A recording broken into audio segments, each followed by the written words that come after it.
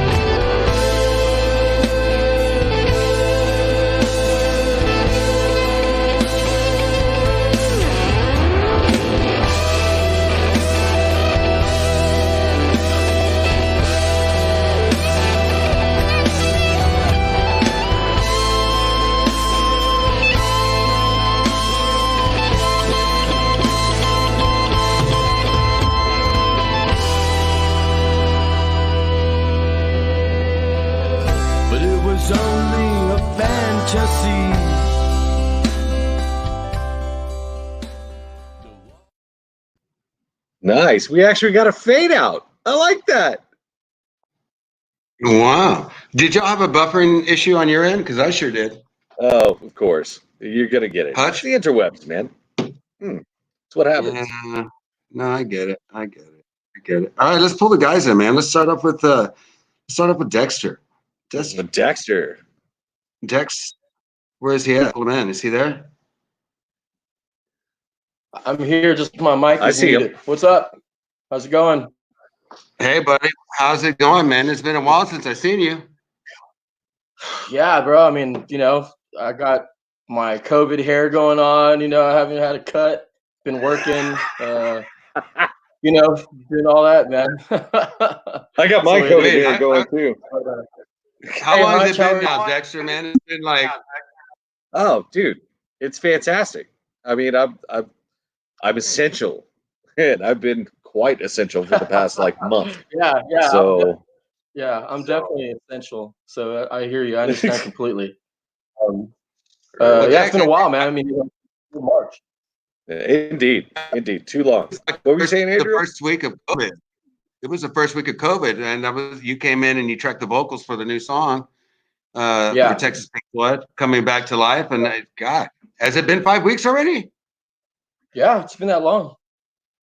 Seems like longer actually. I mean, it's just especially when you're locked up. I know you guys have been getting out, but a lot of us haven't. And I know. Climbing the walls over here. Well, hey, you're out there doing your thing with your job. You are getting out. I'm up with nobody there. It's like empty. It's like going to a empty mall, right? So right for the majority of stuff, because the business is closed, so it's just me showing up doing what I got to do. but it is what it is. Yeah, man. I'm myself, man. I'm forced to be in it, unfortunately. I haven't got any checks. I mean, unemployment's so backed up. It's like, you know what? I just go back to work. People call me like, "Hey, what are you doing?" I'm like, "Fuck, let's do it." You know what I mean? I'm kind of forced to. Delivery thing for me now is that we open up, and now there's people, customers coming in, and you don't know. We don't know, Right. And so I have my moments. I'm spooked out. Like, is it worth it? And how do you feel about it?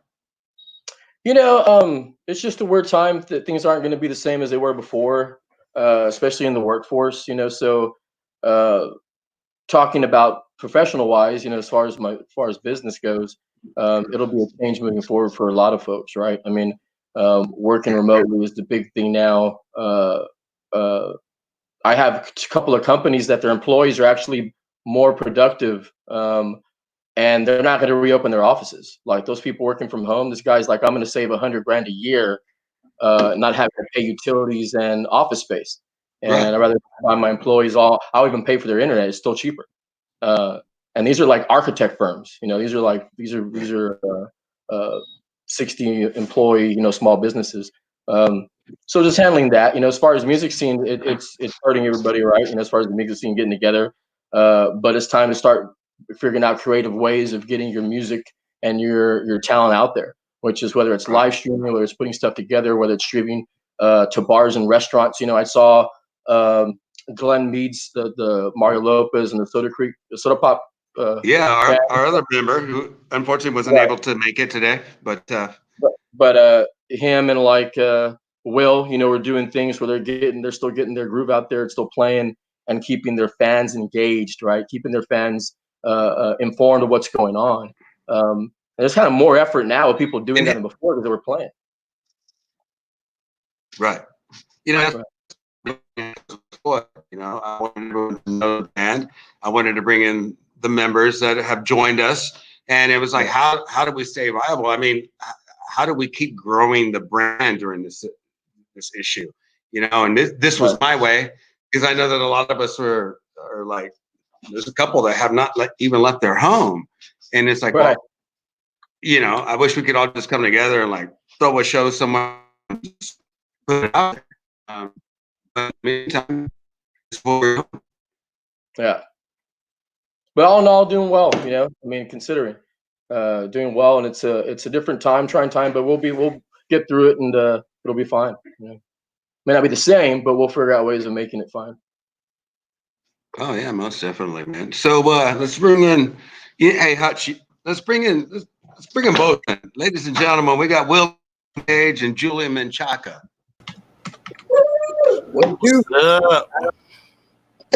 What's going on? How you doing, Will? Doing good, man. Just chilling. Just been staying home and broadcasting from right here in my bedroom. And and you're doing a fantastic job. You're playing all the instruments. I mean, it's phenomenal. I mean, you're that kind of guy. You're that kind of musician, man. It channels through you.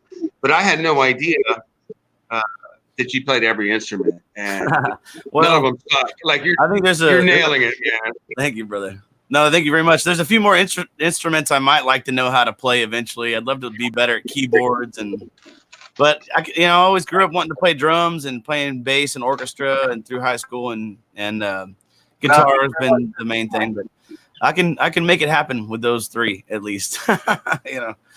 But thank you, man. I love it, and I always share it. If I can catch it, I'm always here to support. And I always keep watching, man, and I appreciate that. I appreciate you tuning in and stuff, man. Thank you. Most definitely, man. Most definitely. Ladies and gentlemen, this is Will Owen Gage. He's just recently been added on to the Texas Pink Floyd crew, and he is just phenomenal. But let them know what else you do outside of Texas Pink Floyd. All your projects, your bands. Let them know. Well, I'm pretty much busy. Before all this COVID stuff was happening, I've been staying busy almost 7 nights a week, and it was really, that was it. And really, actually, in some ways, I'm looking at this time away from having to play shows every night as actually kind of a blessing, because I was getting, for one, kind of burned out. And I'm the kind of guy that will never turn work down. You know, it's like in this business, beggars can't be choosers and whatnot. So, but yeah, before, so I was playing, I have 2 of my own bands that I work with, 2 or 3 different, you know, groups with different members. But one of them, first and foremost, is my band, the Alamo Tones. Features musicians from here in San Antonio that are 70 plus. I'm the only member in the band under 70 years old, and they're all veteran musicians from San Antonio. The drummer is Bones Argon from the Royal Jesters. The Royal Jesters, if anyone's not familiar with them, they were a huge regional success back in the 60s and 70s and even through the 80s. And listening back to some of their music, especially from the 60s, it's classic, and it's from right here in San Antonio. And I really believe that they could have gone farther with their music, but there's, you know, it was a huge band, you know, 12-piece band or something like that. You know, it's hard to keep that going, you know. So yeah, my band, the Alamo Tones, and then I have my own trio, Will Gage Trio, and then had been playing with 2 Tons of Steel up until recently. I've been taking a break from them because I haven't wanted to go out and play gigs, and they've resumed playing. So I wanted to take a break, and they have my good friend, my dear friend Brian Duarte is filling in right now. So that's about it. Nice. That's good. Excellent. Yeah. Well, you're still busy, right? I've been staying busy doing live streams and surviving thanks to the grace of good people out there, friends on the internet. It's been really a beautiful thing to not have to completely stress out at this time when so many people are living in uncertainty, you know, and I feel kind of spoiled sometimes to be able to just play music, and sometimes I try to make it worth it. You know, I try to make music that every moment counts, right? Yeah, man. Yes, I'm blessed, man. I feel very blessed to be able to continue playing music over the internet right here. This is usually right where I'm at. You know, you've seen all my videos, so I have. And by the way, it's nice to not have to leave the house for once, right? Because I was never here before. But yeah, man. Julian, how you doing, buddy? Julian. Brother, how are you? Doing well. What's going on with you? How's the family? Oh, the family is driving me crazy, but you can imagine being in a house with 8 suckers running around. I bet you if I ask your wife, she's going to say the same thing about you, right? Hey.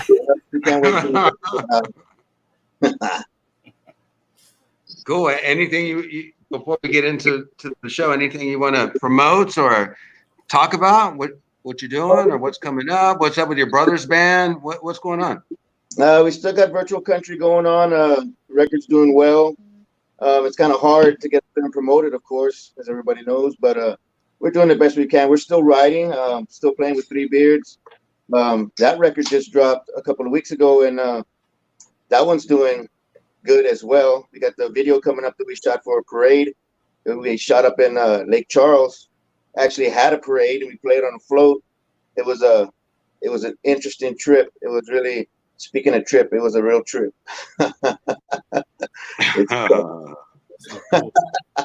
Oh Lord, what? Hang on. I'm figuring this out. Yeah, but Jesus Christ, man.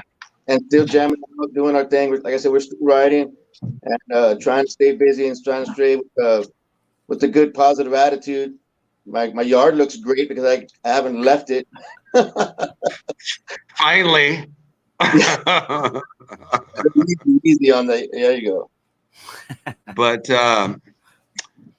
so Virtual Country, man, y'all are getting played on KJ97. What's going on, man? Did y'all expect any of that to happen? I mean, yeah. Y'all number 1 on like internet radio, and I follow you guys. Yeah, I mean, how is it? It actually it came out as hard as it did, and you know, I like to say that we weren't surprised, but yeah, it was a pleasant surprise. It really kind of came out really hard, and people are kind of digging the music. It's a little bit bit different from the 6-pack we put out. Each song is different in its own way. We got a slow song. We got one that's a little bit more older, Merle Haggard style. We got one that's a little more Garth Brooks style. We got one really fast and heavy and almost rockish, if you will. But it's been getting some good response, and the same thing with the Three Beards album. It's doing really, really well, and we can only hope that we get Texas Pink Floyd, get all 30 of us back in one room again, so we can get back to doing what we do best. I hear you, man, and we're all ready for that. Hey, let's pull in Dexter Hutch, please. He's in there. I'm gonna show a little clip of us when we were doing sound check over at the Tobin Center when we launched Texas Pink Floyd back in 2018. Can you hear me now? And then I have some newer footage that will have Will as well. But let's put this on real quick.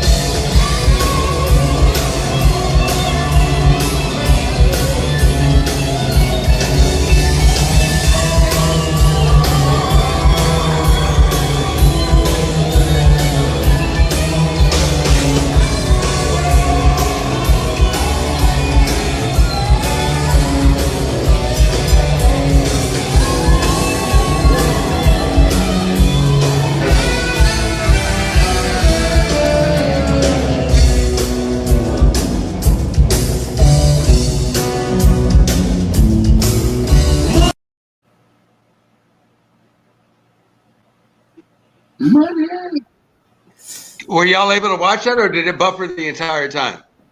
I saw it because this is the first time we've had so many. You did all the way through? Well, Dexter? cut off, yeah. Oh wow, man! We've never had that issue. I tell you, I hear nobody. Every time we come on here, there's a new issue every week. And now we got rid of all the outboard gear, and we said, let's just ride their platform. Let's work with what they allow us to work with instead of trying to find the back end loophole to get in and like do what needs to be done. And so we scratched all of that, and we're at the same. It's a never ending rabbit hole. And I remember you, Will, when you were going to go live, and I think I couldn't even go on one night. Yeah. I couldn't even. Every time I'd hit the go live button on Facebook, it would just totally crash the browser. And I tried it over and over and over, and about 10 times, and it would never connect. So I finally was just like, I got on my phone and was like, my computer's not working, and I have, I got a whole mixer, so I got everything plugged into the computer, and at that point I just gave up, and I was like, okay, the universe has said I can't do this today. Whatever. But yeah, it's been quite a learning curve, man, for a lot of people. This is kind of new technology too, and to be able to stream like this because we can't be out in public. This is a whole new era. It's kind of crazy, really crazy. Yeah, it is. I'm barely hanging on. No, man. I'm sorry. No, I'm looking over here, and I don't know what happened to Dexter. He was just there, and now he's gone. Hutch, come on in, Hutch. So, what's the word, gents? What have you been doing? Oh, dude, I've been working. I'm sorry, we have 45 hours such a latency going on here, man. Yeah, the joy of the internet.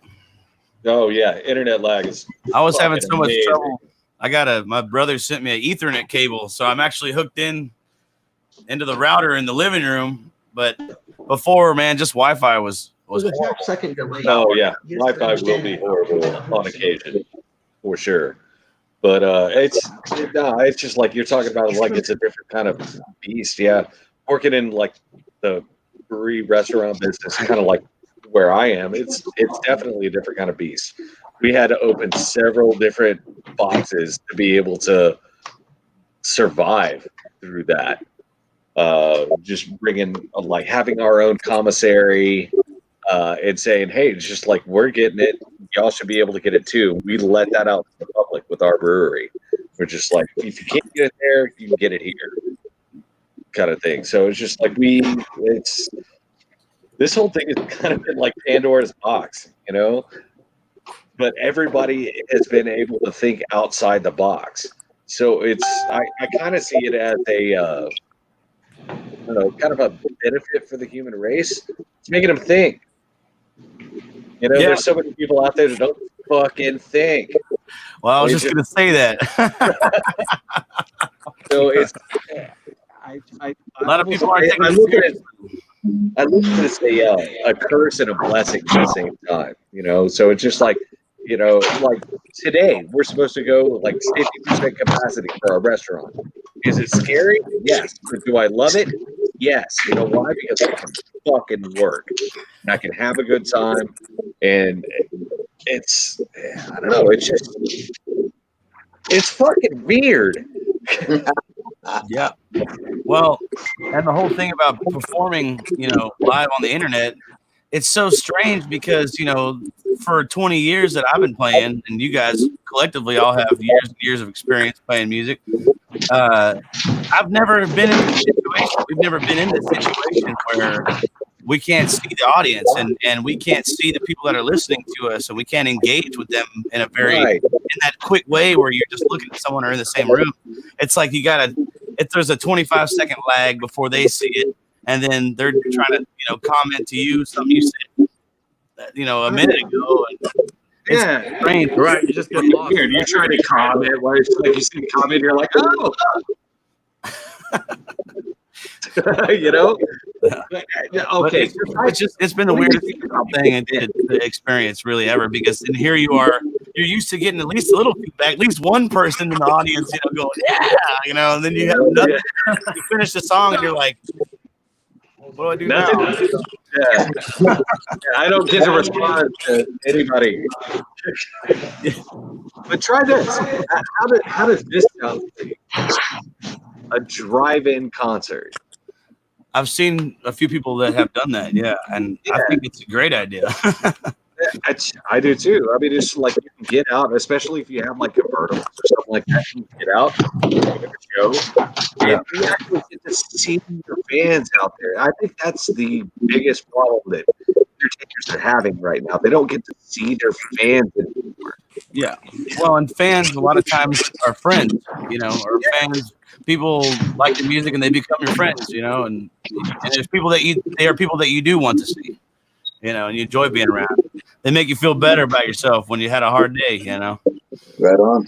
It's a mutual beneficial thing, you know. They're feeding off you, you're feeding off them, and I feel like that's one thing I've always loved about it is they get you out of your own head when you're around people like that, or you're just in that environment, and then when you're stuck here staring at yourself on a computer screen, it's kind of bizarre. You're not getting that. You're just like, you know, your insecurities are just mounting, you know, and you're freaking out, man. And that's kind of the hard thing, right? I mean, that's part of the hard thing as well is you're going to go in to see these shows, like you're going to drive these shows. I mean, a lot of the fun is when you go see a show is camaraderie with your buddies or your significant others sitting there in the crowd, and you want to engage. So to police that, right? To police the separation is so hard for a venue. They can't guarantee it. You know, just get a couple of beers and some people, they're just like, forget this mask, they can't breathe, you know, and having a good time, which is you want them to do when you're at a show. So it's a bit different dynamic, obviously, but I mean, you know, you got to keep the fans engaged somehow. You know, you got to get them engaged. You got to get out there and get your craft out there. You know, it's in your heart, so you got to try. Yeah, and I've noticed too, one beneficial thing to streaming has been more people can see you than say, you know, if you're at a gig and maybe, you know, we used to play the Mine Shaft. I think, you know, they wouldn't really let us promote too much and whatever. So there'd be like sometimes two people, you know, or 5 people. So if you're being exposed to 50 to 70 to 100 people at a time, then all of a sudden your fan base is just the door blew wide open, you know. So that's been one positive. If you can hone your marketing tools now and your tools to get out there, like you said, your fan base now, and keep growing that so that when things do turn around or you do start having shows, and your attendance is better, right? So by you keeping your fans engaged and spreading that and doing something, hopefully when you go back to Mine Shaft, there'll be, you know, more people going to hear you play, Right. because they're engaged with your weekly podcast or your bi-weekly, whatever it is. So people are really paying attention to these God, tools but now. I mean, look, you know, 3 months ago, having a Texas Pink Floyd podcast with Adriel and somebody else, you know, was probably not on the radar, or it wasn't a big priority. And now this is what you're doing, and it's great. So yeah. True that. Hey, but I think some of these places were already running at 25% on a full capacity. You know what I mean? So I do believe, as you were saying, I mean, it's wonderful to watch you, Will, and it's the same thing with us. You know, I come from a past where we traveled across the United States touring, and when I watch yours, hey, I met you when I was down there. Y'all remain friends. They're still there. They're more willing to throw something in the tip jar, if you will, right? And it becomes. I know several artists that are making more money doing it this way than performing live. Yeah, you know, at an actual venue. Yeah, no, absolutely. Because You know, that's become a thing. I mean, I remember, you know, back, and I'm still 32, but I've been playing. I got my first paying gig when I was 12. It seemed like when I was, you know, Damn, my you're teens old, in dude. high school. I know, man. But it seemed like I remember that time, you know, the early 2000s. You could still find a gig that paid $500. Nowadays, you can hardly find a venue that will even pay you $200. And it's like, man, what the hell happened? It's like you know, every expense for everything else went up, but then no one's sitting there saying that the musicians need to be paid more. It's like all of a sudden you're having to kind of take gigs maybe you wouldn't have ever taken, you know, and it's tough, man. It really is. So this has been an opportunity, like, for sure, yeah. But you have a wider audience, you know. Let me get y'all's opinion on this one. People feel a responsibility to take care of us too.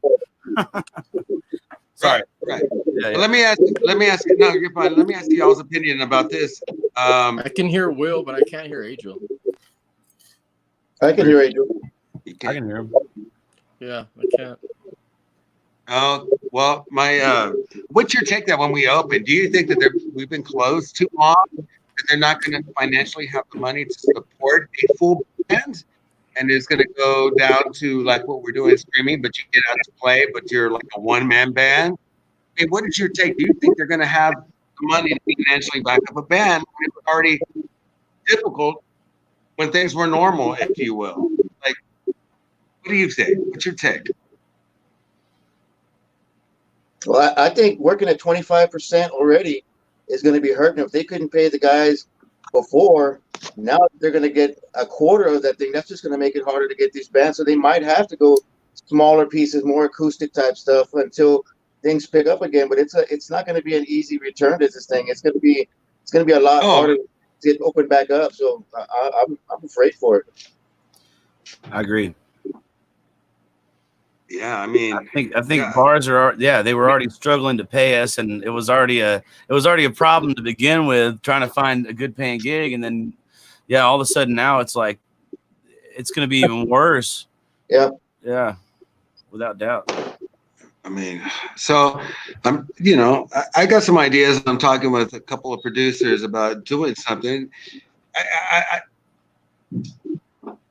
I want to help. I think everyone needs to still be out there. Now, if they can hire the band, hey, we open the studio, we do a full-on performance, whether it's your band, Will, or you're with Adriel or Ruben, any local guys, and you still run off the PayPal account, and then I like simulcast it to a bar on the north side, a bar on the west side, a bar on the east side, where everyone can go. But if they're there, they're getting a live entertainment, you know? And I can say, in terms of Chris Cuevas, Adriel Cuevas, with the Chris Cuevas project, he's been buying up all this, you know, all these video cameras and getting his computer, getting all this stuff going, where he's got all this stuff where he's saying, man, I can use this stuff though once we get back to normal.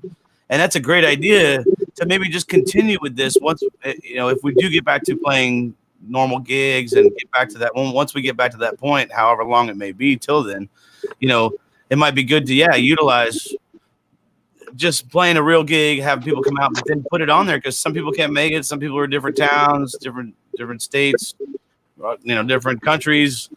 That is a cool idea, man. And I think definitely because right before all this happened, I really hadn't gone live on Facebook. And I remember the last gig we had was at the Mine Shaft. Had Jack Barber, great bass player, used to play with Doug Stamm, Sir Douglas Quintet. And had him and my good friend Richie Alcorta from 2 Tons of Steel. And that was our last show. And I did the whole thing on Facebook Live. It's the first time I really, that's kind of was like the introduction to me doing that. And all of a sudden it became a lifeline for me. Something I had to do. It became my work. But it was interesting. It just kind of all of a sudden, I'd never really done much of that. Just like you're saying, there might not have been a podcast. I think Dexter was saying that or Julian. Yeah. You might not have ever done a podcast until this, Yep.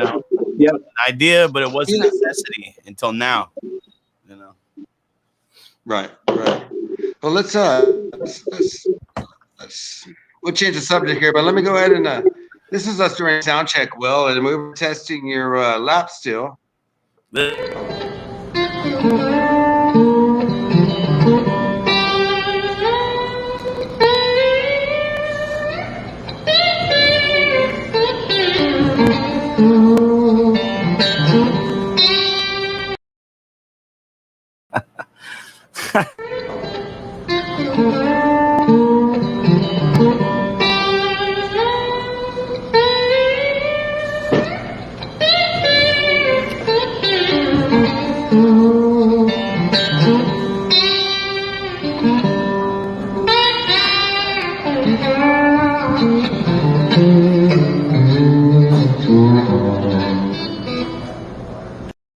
Oh yeah, fantastic! What the hell? That's an old 1940s lap steel too, and actually that sounded great through the tone, rather. Yeah. I don't know how good I was playing it, but the tone was good. The tone was great. You did great. Stop second guessing yourself, man. Oh, because I can remember the first time I met you. I'd say it was at I want to say Random. Okay. It was at Random.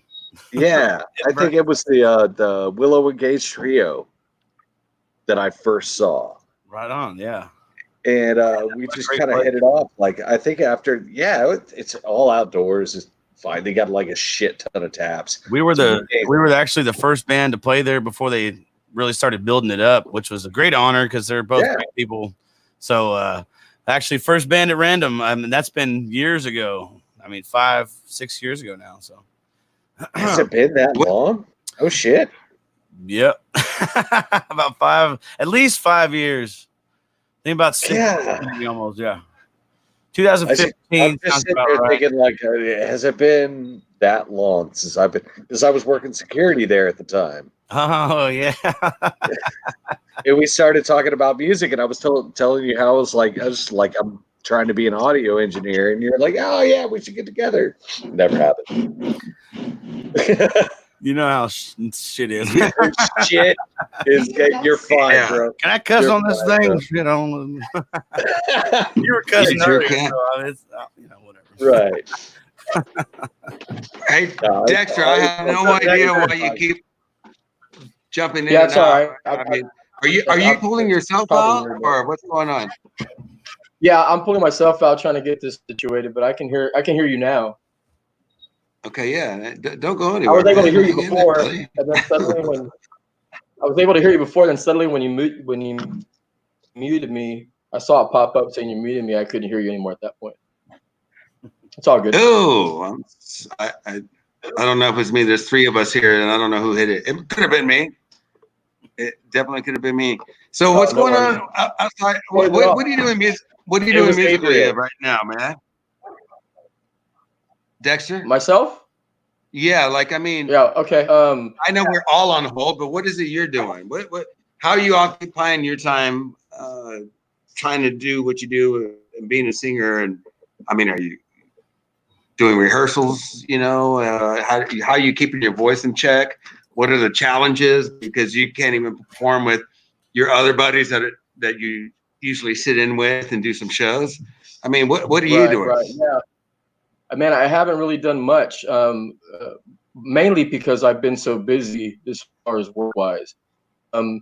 But I had a couple projects going before this stopped. Was going to do a few shows, a few festivals. I hire on for a lot of the Fiesta and the Barbacoa Festival every year just because I like playing them. I have a good time. But all that stuff got canceled and postponed. That's what I was. Huh? I now remember you were excited about the Barbacoa, and so was I. And then, boom, COVID came in. Yeah, and I'm sure you were devastated.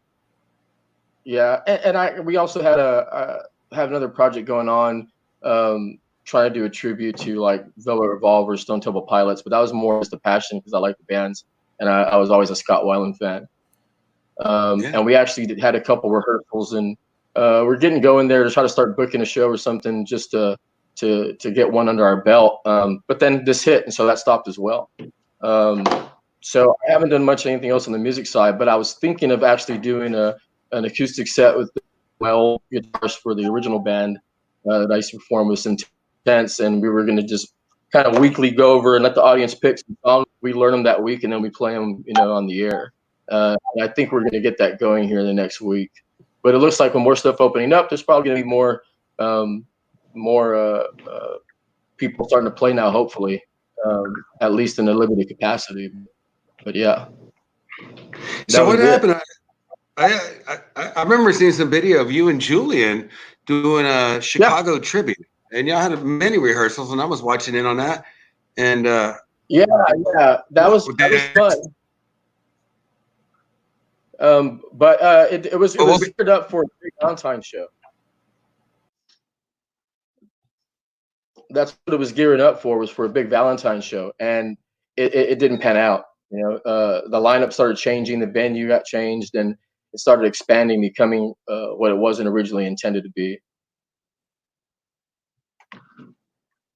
Are you hearing me, or is it? Yeah, lagging? I'm hearing you. I'm. It's lagging, but I can hear you. Is it chopping up, or you can hear me clearly? No. I can hear you, but every once in a while you'll get a little 2 second, second and a half. I got delay. Yeah. But that's what basically happened with that project. But we're having fun, man. It was sounding good. Yeah, it was sounding good. I mean, but how long were y'all working on it? And what? I mean, we don't need to get personal or anything, but like, did it turn out to be the promoter or something that kind of killed the project? Because it's like, hey, it's this date, and you get a project members together, and then it doesn't work out. Right. They got other commitments, and so you got to replace, and then it's like you just fighting, going back and forth. It's like, hence why Texas Pink Floyd does what we do, right? We do it all in house. I can't rely on anybody else because we're going to be in the same situation. Hopes are high, and then people are dissatisfied and just like, this is too much. You want to keep that flow, that move, that rhythm, and because I really thought y'all were. I mean, I watched a couple of nights on that, and it was fantastic. I mean, I really did a great job. And Julian was part of it. Rebecca Valadez was part of it. And yeah, I mean, Anna and Katie were part of it as well. I think what happened was we were actually. And here's Julian. He can comment too, but we were actually booked with other bands, and we were just going to do the Chicago tribute type deal with a few other songs included with it, and some of the other, there was some illness and a couple of the other lineup that caused them to delay, and then they weren't gonna be able to do it. There was the issue of replacing a band to still headline, so then it was our set was going to be extended, and how much music can we add, and it started growing, and then it sounded like that promotion just stopped because the original band that was booked was not able to play, from my understanding. Yeah. Cool. I'm sorry. I've been trying to communicate to the other team members, but that's terrible that happened to you. I mean, Julian, was Julian the one who put that together? Did he manifest that idea, or who was it? I mean, how did it become? like how did y'all get wind? Like who was the one that said, "Hey, let's put this project together. It's going to pay some nice money, and it's going to be a Valentine's Day thing." I mean, who did y'all search for it, or did it come to y'all? I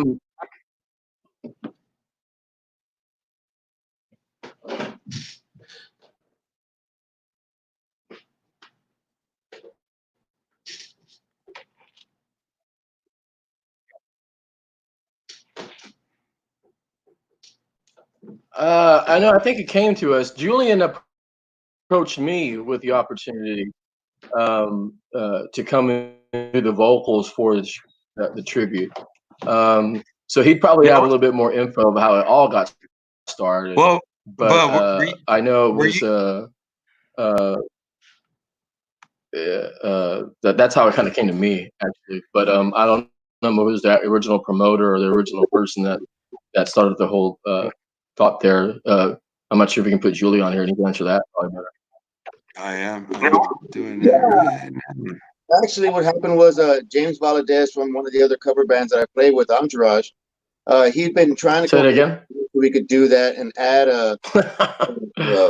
yeah, I did. It lagged out with the Earth, Wind, and Fire, and it was going to be a big production. We had about 13 people. We had the brass, keyboards, female vocals, everything. It was a pretty big deal. Then promoter got a little squirrely on us and started changing things and try to make it more like we were going to foot some of the bill, and it really got turned around on us. So it kind of just fell through, and it was a shame because going through the rehearsals, this stuff was really, really coming out choice, man. It was really good.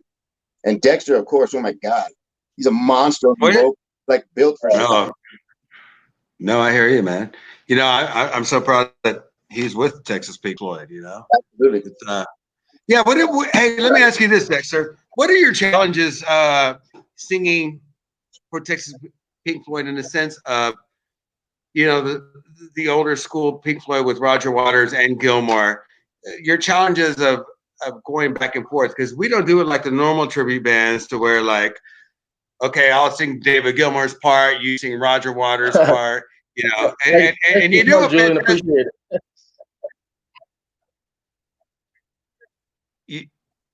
You do it fantastic.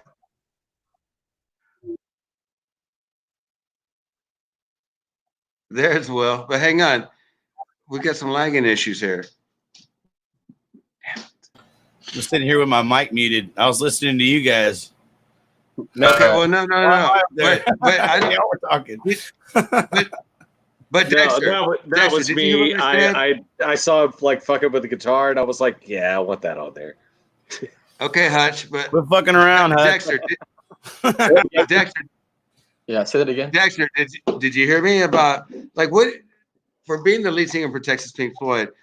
And maybe you answered, but I didn't hear it because of a lagging issue. But what are your challenges going from do it. You're asking me Roger Waters to David Gilmour in the sense of, you know, the tribute bands of Pink Floyd, you know, one guy's allocated to David Gilmour and the other guy's going to be Roger Waters, and we let you sing. One of the things you told me when you came in, you're like, no, I'm going to do both parts. I can handle it. And it's funny because you don't really shift too much. You have your own voice, but it just works. You know, I mean, you just do you. I mean, what are the challenges? You know, to stay with the way Texas Pink Floyd does it, but yet staying true to the composition and having that slight change. Yeah.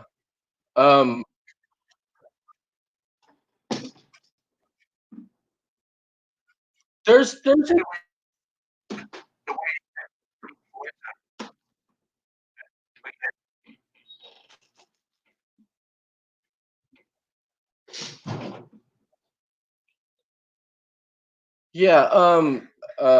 there is a little difference, but it's not.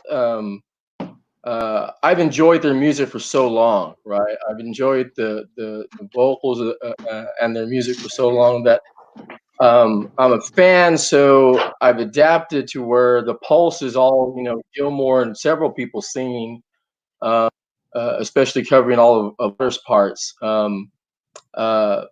And I think a lot of it was overcome, honestly, Joe, in the studio when we were going over the tunes.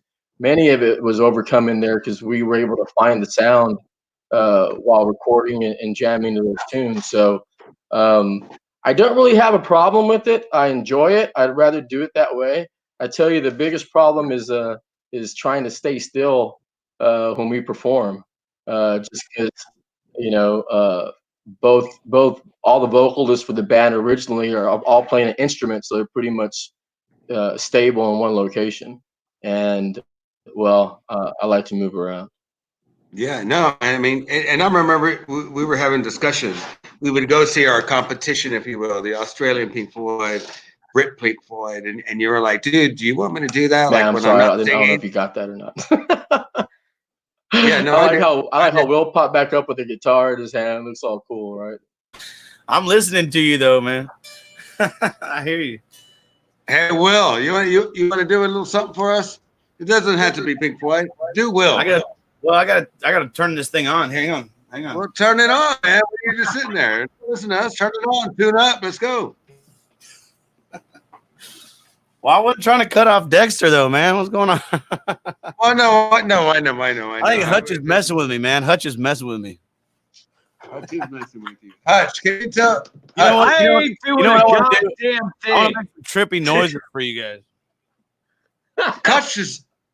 Check this out. I'm just sitting back All enjoying right. the scenery. That's all I'm doing. Well, no. Can you do me a It's all favor? Derek. Can you It's all Derek. can you tell Derek? He can hear you, bro. Thank you.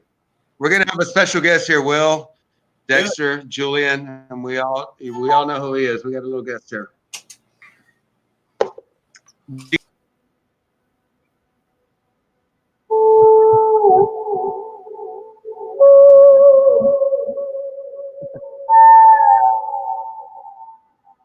I love sitting here just doing that.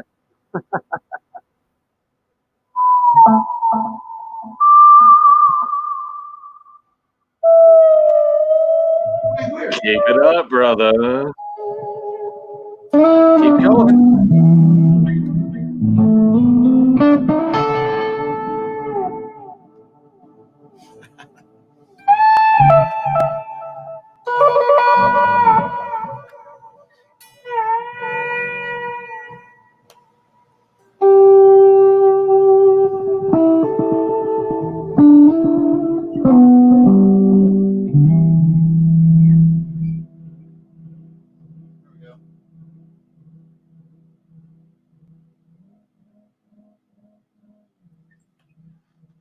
I said, it just stopped because.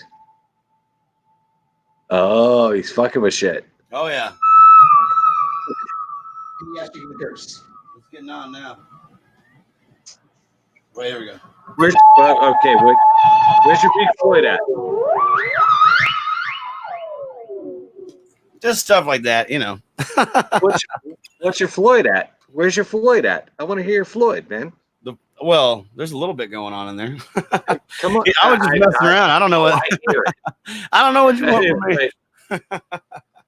Where's your Floyd at? Give me a little bit of Floyd. Okay.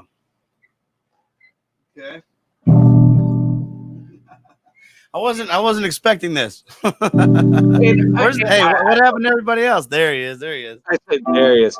No, exactly. No, you know what? Hold up. You know what? Will, don't worry about Pink Floyd right now, man. Oh, no. You know what?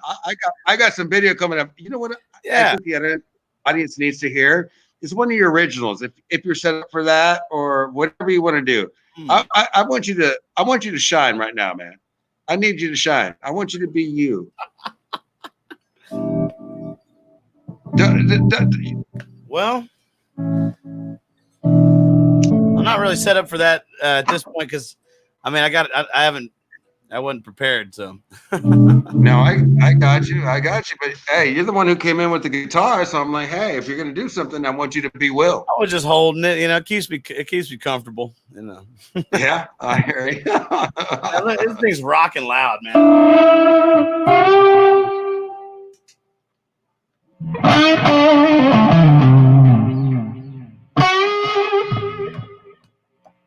see. Oh no, that's it. That's it.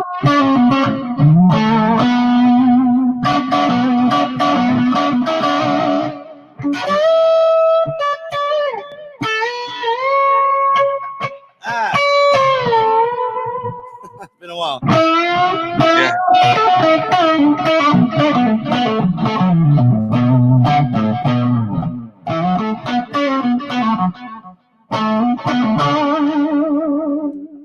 These strings are a little old too. A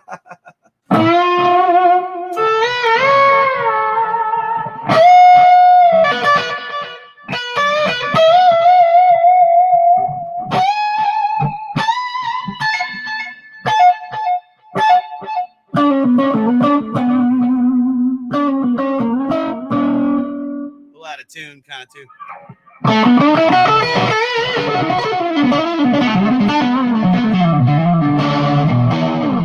Oh, that needs to be tuned. Yeah. Yes. Is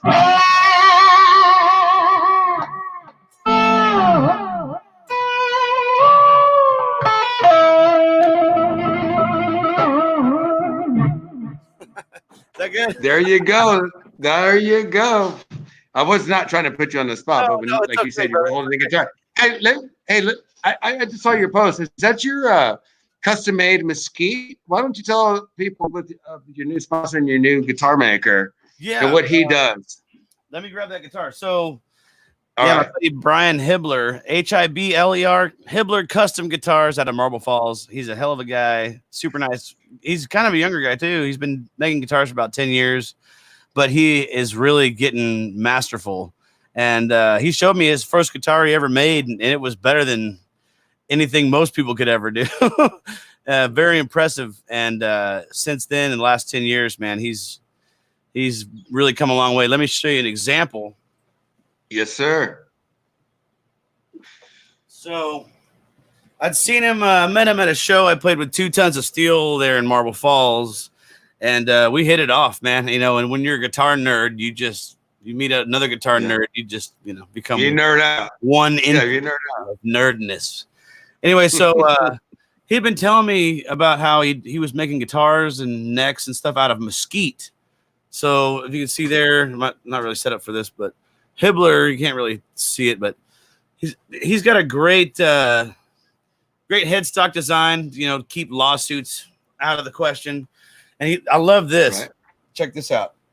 So this is his kind of custom thing. He inlays Texas quarters into the back of the neck there, back of the headstock. Yeah. And this one's a little worn and aged. Usually they're shiny, but he can, but it's what year is it? Really neat. What year is the quarter? Oh, that's whatever year they came out with those state quarters. I got you. Okay, so I got you.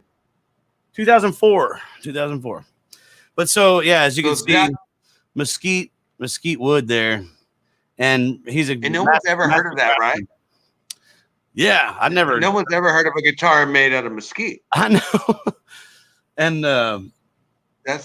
he did such a wonderful job that I'd already had this telly body. I put stickers all over it. SATX, I got it on there. Beautiful. And then, of course, I got tons of stickers on the back. It reminds me of my bass in the 80s. Right. So but different reasons, right? I had the body, and I needed a neck for it, and I couldn't find a neck that I was happy with, and so he built me this one.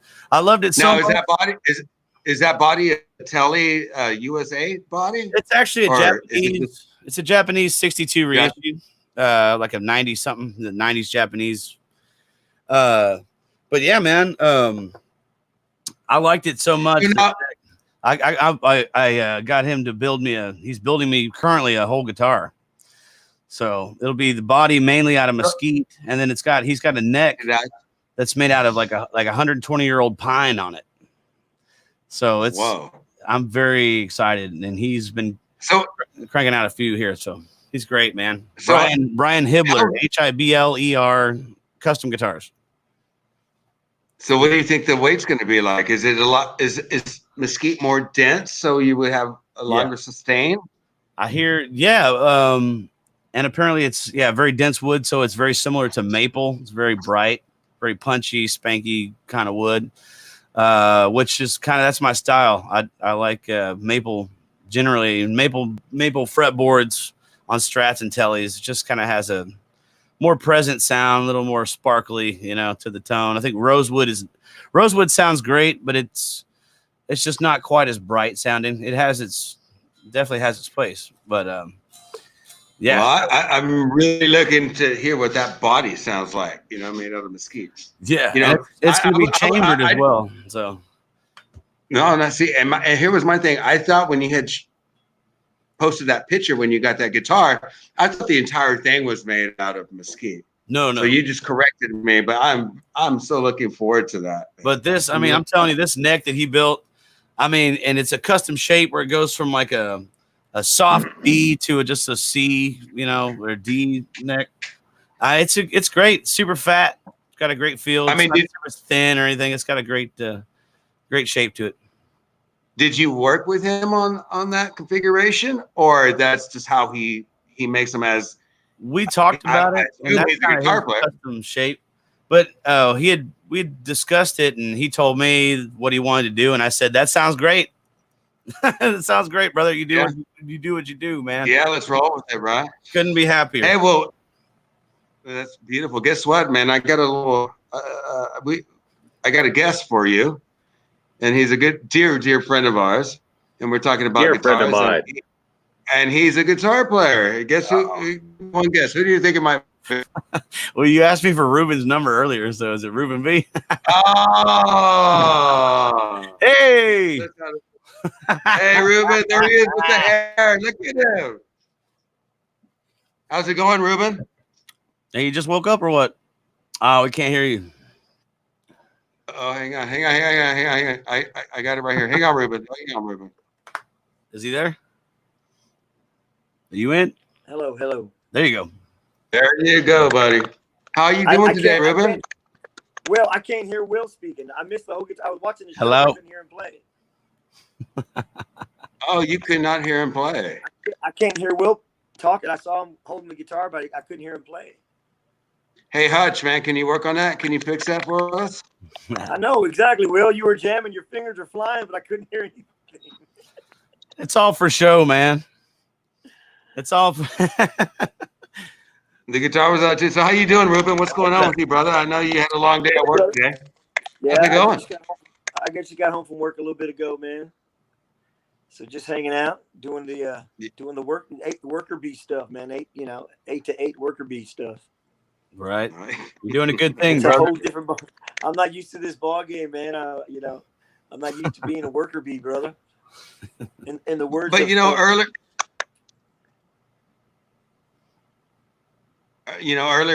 I'm sure you heard us discussing. How do you find today's new challenges? And I see you as your live stream. How's that working out for you? Of course, we want the live audience all the time. We want that energy. When it first happened, I was playing like every other day just because I wanted to play and get out there. Then I started to feel like I was playing too much. And plus I want to watch my other friends. I get to watch Will and Adriel and all my other friends get out and play. So which I don't get to do in a real life world. Most of the time in the real world, we don't get to go see each other play. It doesn't happen. No. It doesn't happen. We're all working musicians. I'm working 5-6 nights a week. So I don't have time to watch Will for a whole show or Adriel for a whole show. By that point, it's like, but for me, man, it reminds me of the, 80s when I was in my teens and you're having to find new ways, you got to find a venue. You got to make it work for yourself. There's no more clubs. Like when I was a kid and I was 14, 15 years old, I couldn't get into clubs. So I had to just rent my own rooms and rent my own places to make my own shows. So that's exactly how I feel all over again. It's one of those, it's a good part of being old is that I remember what this was like to begin with. So I don't know. It's a whole new thing, getting used to the whole new thing. Dude, that's insane. And you actually dealt with that kind of thing before you came of age. It's just is it the same all over again, or is it have a different vibe to it? Hutch, Hutch! What's up, brother? It's same shit, different smell. Dude, You know how it works, man. This is just like 1980, man. When I was probably 14 years old. When you're 14 years old, you can't get in a club unless my dad got me in or my brothers got me in to jam with them. I'd go jam with my dad or my brothers. But I'm right back to 14 years old. I can't get a club, so I'm gonna have to find my own ways to make my own music work. And Yeah. and so it's just history repeats itself, man. History repeats itself. And so here we are 40 years later, exactly 40 years later, I'm having to redo it, man. And it's hard. But it did make me realize, man, this whole COVID thing made me realize maybe I was playing too much.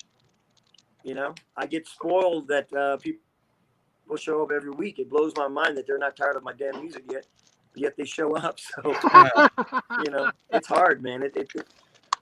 Yeah. Of course they're not tired of your music. Have you heard of what you play? Jesus Christ, man. You can't It's say amazing. that to us, man. We're our good own shit. worst critics. I said it to you whenever I was doing your fucking sound. I mean, it's good stuff, man. Well, for me, man, like Will said earlier in the show, Will, you said this earlier. It came at the right time. I was getting burnt out, man. I was really every week with the contemplation of maybe it's time to stop. Maybe it's time to quit. I become a tribute band to myself. Having played the stuff from the 90s and 80s. Wait. Is that possible? Is that Never been a possible? tribute band. Yeah. Ever. I think I've heard you play one cover and you were really pissed off about it. Like, ever. Seriously. No. What I'm saying is that. Hey, I got an idea, Ruben. Maybe you should be your own tribute band. You might make more money, dude. I might make more money. Jesus. Do it. You're one to talk, do it for motherfucker. one gig, man. One gig. That'd be hilarious. Just to fuck with people. Just to fuck with people, man. I'm getting the 80s, 90s hair back. So maybe like old Ruben B, Grow it out. Oh, God, I swear to God, the next time if I hear Ruben D playing Poison, I'm not having it. No. Not having it. But Ruben and Will, him, I mean, Ruben. yeah, we're talking about, it's weird, it's different, but don't you feel more in charge now of your destiny? But we're not relying on other people. To me, I welcome the change. I welcome trying to find where we need to be until it gets back to the so-called norm, right? We'll never go back to the norm, but I enjoy the challenge. How about you guys? Oh yeah, man.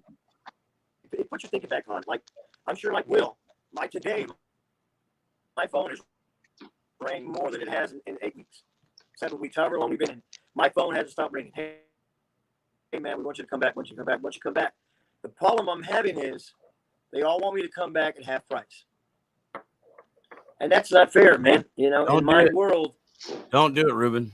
I'm just like, and that's what no. What it did to me was realize that I only want to do big shows now. It made me realize I have to get a job, which is my first job in 33 years. I haven't I do know. had a job in 33 years. So it made me realize that maybe I can keep my little job here and pick and choose the shows I want to do instead of having to play all the time. Yeah. I got a wife, kids, and a mortgage. Well, also you need to put your foot down. If they're trying to do that to you, you can't let that happen, brother. You deserve more respect than that, man. And you know what? But and it's a shame because they're not trying to be rude, maybe, and asking us to do that or asking you to do that. But then it's like you can't.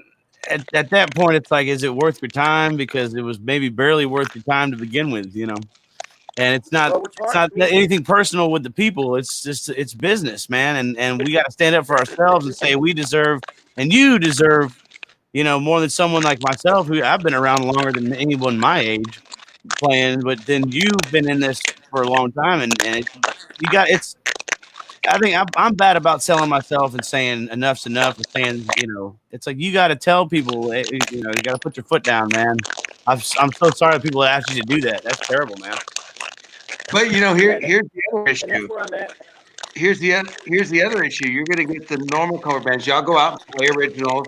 You're staying true to it. And these cover bands are going to go out there and they're going to go ahead and take that $50. So it's going to affect us who have more passion and more heart. We're just not doing a talent show, if you will.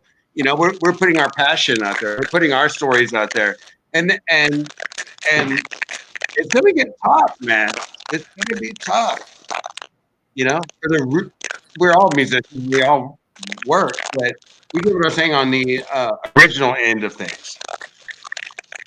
You know, here's what's funny for me, man. Here's what's funny for me. I've got to do these live stream shows, and with the fan base that I've had for now 30 years, they've been following 30 years, man. These guys have been following me 30, 35 years. With the fan base that's been following me, I'm getting paid basically the same I was making at clubs, staying at home. Right. And that's and probably look and a little bit more. Now, and, go ahead. And I don't have to do anything but, you know, turn the telephone on. And that's what's cool about my fan base is that for so many years, man, you know, they've supported me. And now they're like, well, what are you doing? What are you doing? So they get on here and they support me. And that's the best thing in the world for me, man. It definitely opened my eyes to not wanting to quit, because right before all this happened, I was wanting to quit and be done, retire, and just, you know, I can't compete with the bands that are making $200. I can't play for $200 because I'm old and I feel like I deserve more.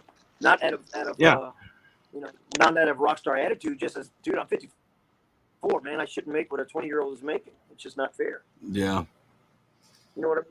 Is that bad? You think that's rude? Well, and that's the thing. It's like with any job, you go to college, you get a degree, you get paid based on the level of education you've received. Now, as a musician, there is no infrastructure like that where, you know, you've been doing this longer than most people in your fields. You know, I know there's hardly any people my age. There's a few, but not very many. There's less that are my age that have been doing it 20 years. But then, you know, it's like there's no structure where it's like you've been doing this long, you had this much experience, you're not getting paid extra for that. And it's hard to figure out a way where that would even you would be able to implement that. That seems impossible. You know, how would that happen? You know? Exactly. But it happens. And like I tell people, it'd be different if I got the hit record at one point in my career and was able to live off just my name. But since I didn't make it, they go, it's just Ruben. I'll see him at Sancho's on Wednesday for nothing. You know, so why pay him anymore? Because I know Sancho's ain't paying him as much as everybody else. So why should I pay him anymore? And so I'm having to come to the conclusion I'm going to piss a lot of people off in the next couple of months. I won't be playing certain, you know, I'm not going to be playing certain places because I've decided to respect them and not be in a $5 whore anymore. Yeah. You know, and it's the truth. That's a decision you have to make, you know, and I think I've been back and forth in my own mind about all that shit because, you know, at one point, you know that you are worth more than that. But then at the same time, you want to just play. And it's like they got us between a rock and a hard place with that shit. You know, it's really a shame, man. You know,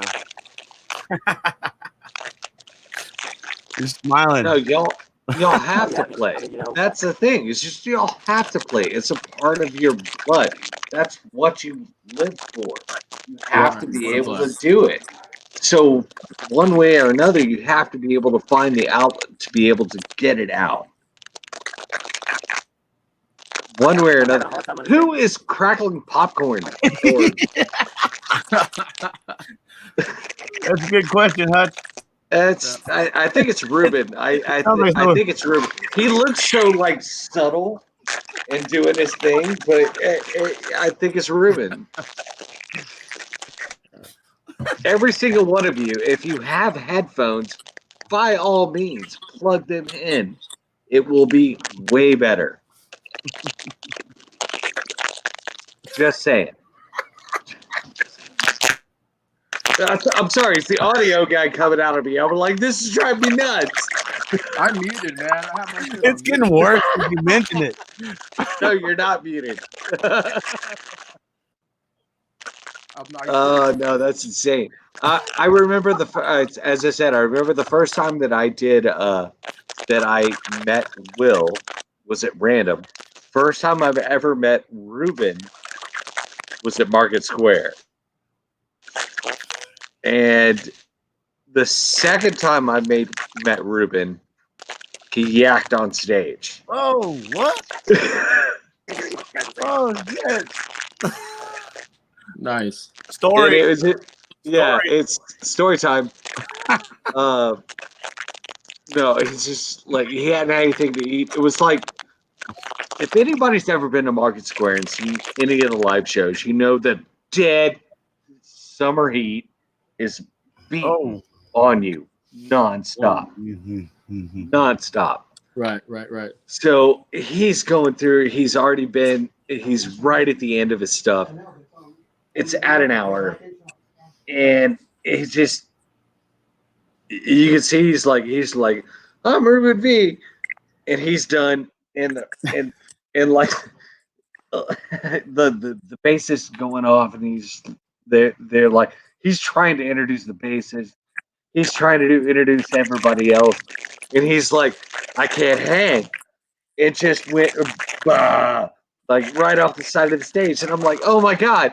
I was like, is he okay? And at the moment, I'm not the sound guy. I'm the roadie. And I'm like, I go around.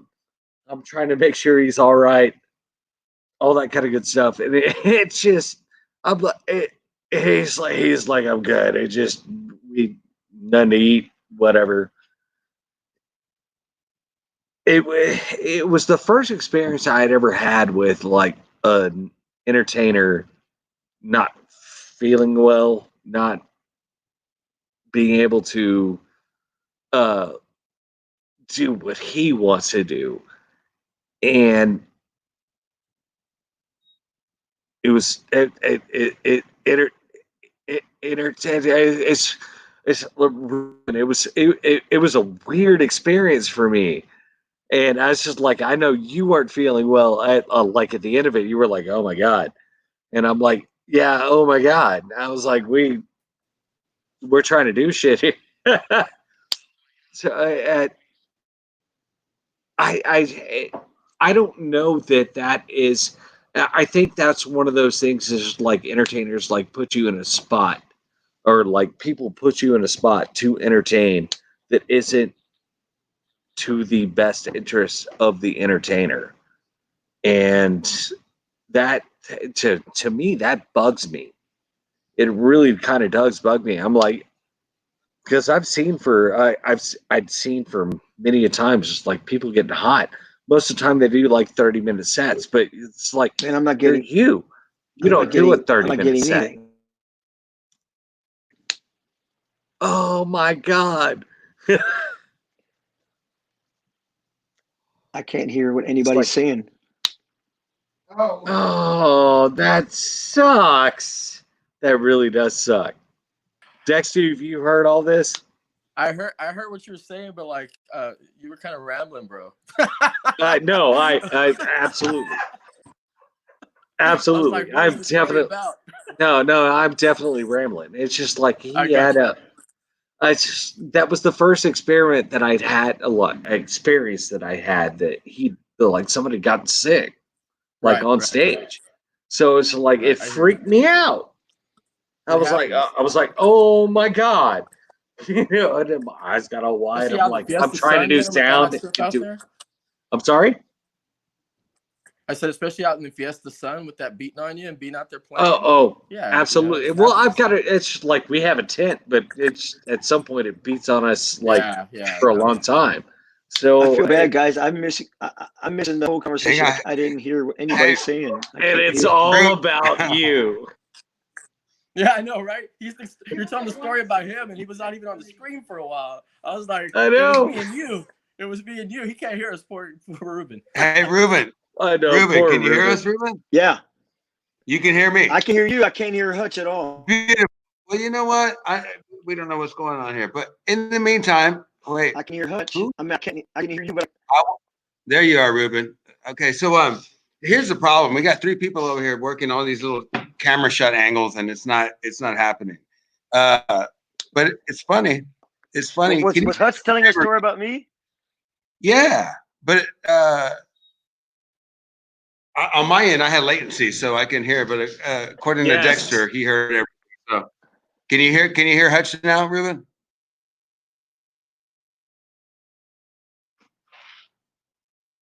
I can't hear anybody. Okay, well, Ruben, you and I right now. Can you do us a favor? Why don't you let the Texas Pink Floyd, Yes, sir. our fan base, and what do you mind just going? I know it's right on the side of you. Why don't you pull your acoustic and do us just a little cut, man? And thank you for being a good sport and jumping in. And again, Ruben matters, and anything we can all do for one another, I think that's what we need to do. Dude, this is the time where musicians should stand up for each other. Are you kidding me? This is the perfect Exactly. time, man. And they're still not. To me, that's what's amazing. No, it still ends up being a battle, and I don't know how old you are, Adriel. I'm an old motherfucker. And hey, I'm right underneath you, brother. I'm right below you.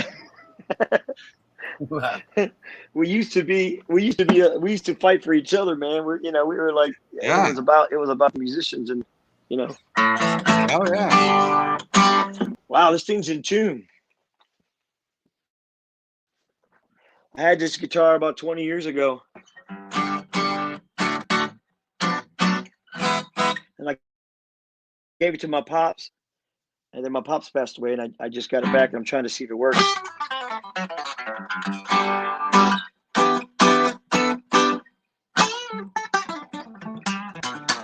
Wow, I like this guitar. Where'd everybody go?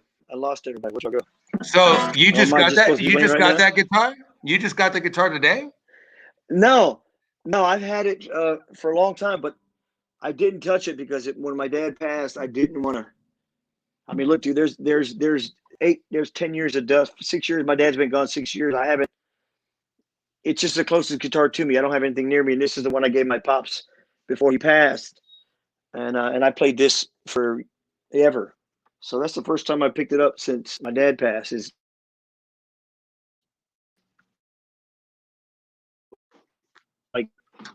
Let's go.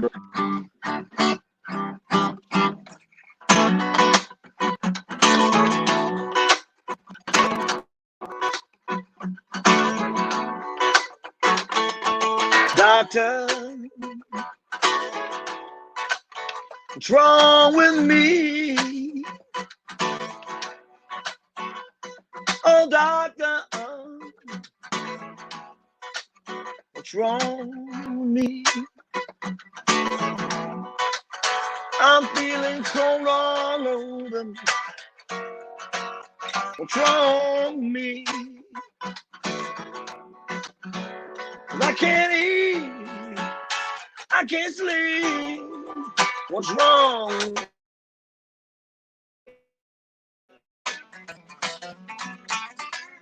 I can't eat, I can't sleep. What's wrong?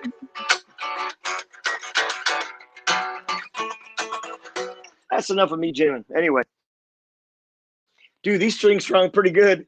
For being 10 years old, these strings sound pretty good. Anyway, let's get back talking. Get back to talking, guys. Yo. Great job. Yo, let's what's get up? everybody in here. Let's get Dexter in here. We need Dexter up in here. Dexter Really? is a man of many words, and we got to give him the floor here. Why is he not being added? Here we go. Hey, Ruben, thank you for that little cut. I you can't just hear gave us. anybody now. Thank you. It's hard. I hear Will now. What's up, buddy? That was really good. I can hear all y'all now. Finally, I hear Ruben. Will, say something, Will, for me. Something. Say something. Will, Something.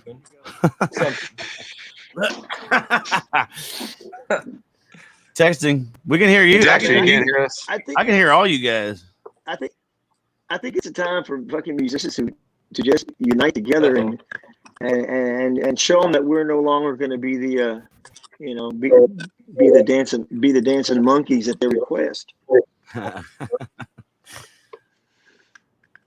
Yeah, they like that. But this is me, Dancing monkeys. So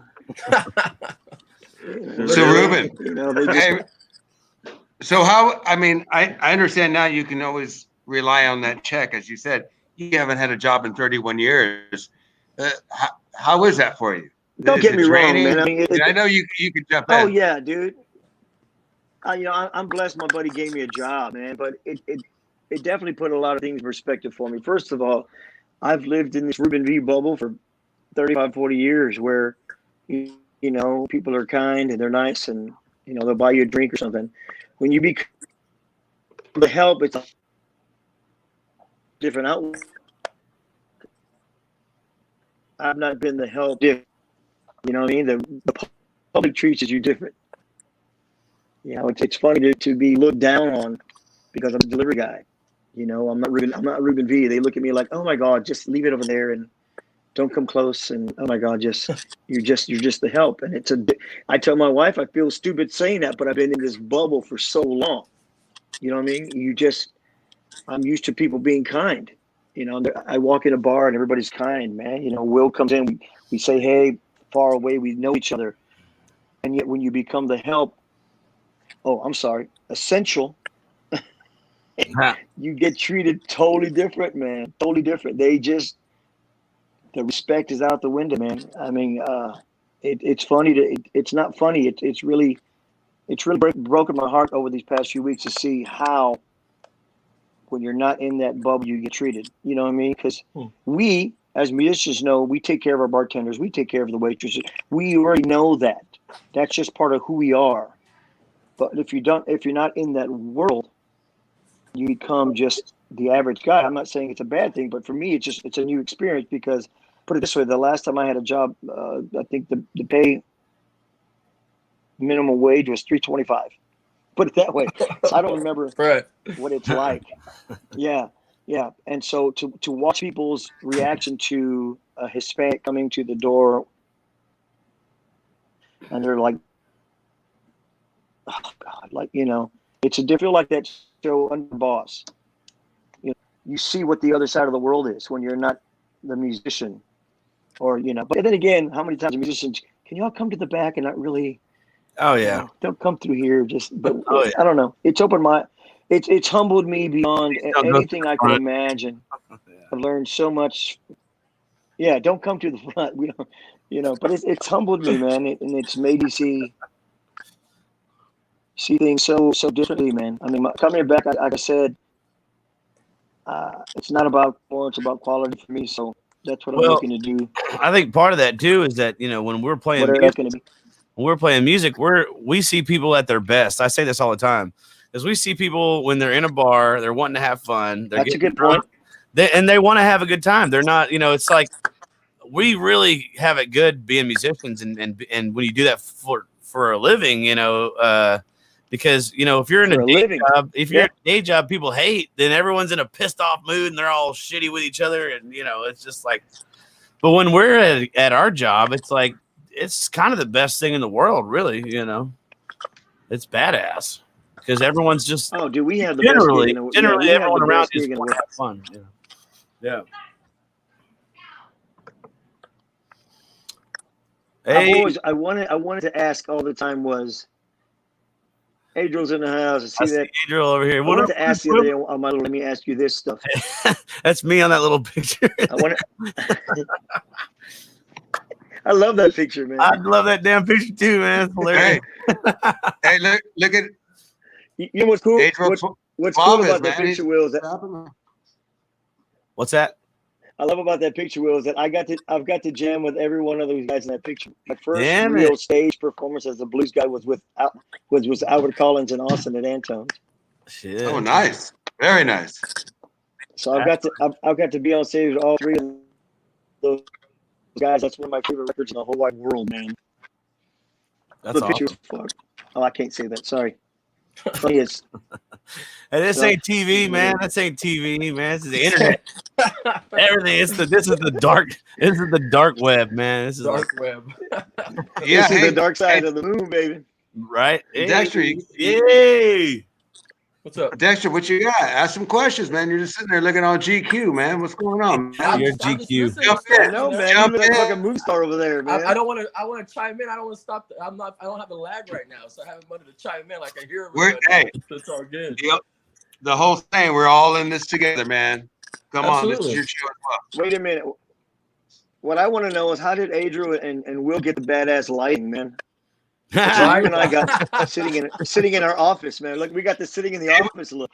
It it was buy one get one free, and he hit me up, and then we went half on the first one, and then Hey man, They're back to you back. know, Adriel built his own lights and shit. He got a how-to on YouTube, man, and built his own shit. He spent 4 days. Badass, man. Actually, no, we work on it, and then it's like when you add more people, content shrinks up, and you don't see anything that we've done. So it's like, let's just roll with this, man. But Will, yours is looking really good, man. Yours is looking really good. And I heard your brother donated man. lighting. yeah. Well, Did your brother donated so- lighting, or what? yeah. So my brother, he was like, "Man, your internet connection's horrible. It's always cutting out, and right in the middle of your." I was like, "Okay, well, he's like, do you have an Ethernet port on your computer?" And of course, I can't afford a new laptop, so this laptop's about 10 years old. So yeah, it's got an Ethernet on it. He's like, "I'll send you a 50-foot cable, man." And so, so he sent me a cable, but didn't tell me he was sending me 2 LED lights and actually this little thing that's lighting me up right here. Yeah, man. Y'all I look guess he like found it freaking- for y'all look like cheap. strippers up there, man. Yeah, and I'm You like, need a You need a haze machine with some lasers going on. But Dexter, why don't you help him Give me a out? better background. you know what I do have? know? I have a strobe light over here somewhere. Y'all got the badass stripper lighting. I know, man. I want stripper lighting, man. Where's your lava lamp? You get a lava I lamp. got the lava lamp up there. I see. I knew it. Yeah, I'm it's over up here there. It's up there. I got my family photos in the background. Ruben V looks like he has something on the Dude, Ruben ground. V has seen my laptop. It's like 20 years old. This thing finally died. Shit, I'm gonna find me something right now. I'm putting something up, man. Fuck out, man. I got this old. I'm gonna find I me got something this. cool to put up too, man. That's it. I got this in Europe for like €2 in like little toy machine, and it actually changes colors. The battery's dying in there, but isn't that cool? Huh. It's got some glitter in there and shit. I don't know. Hang on, Europe, man. I got this in I Europe. got my thing too, man. I got my thing, man. Yeah. I don't have any lava lamps. I got the He's glitter already lamp. decorating his place. Look at that. Y'all saw this? I got my So rock and roll. There's next Julian. bro. Rock and roll. Dude, Yeah. that's the word. there you go. Now you got some decoration in the background there. I like it. Yeah. I got my decoration, man. Come on, I got that when we played in Turkey, man. So it's cool. It works. That's awesome. That's awesome. Where are we at in Turkey? I here. You see that picture right there? I got that picture. I stole that from Don Pedro's. I grabbed it off the wall. I'm not even related to those people. All drunk at 3 a.m. Dear God, I'm losing my shit right now. That's all he had to say. Where'd your shit go? You lost your shit. Where'd it go? What? It's lagging here. Julian, what's up, man? Now you're GQ. What's going on, man? Jump in, dog. Even Julian has a Jump bad in. he has a bad lighting and shit back there, man. Hey, explain all your earrings to everyone.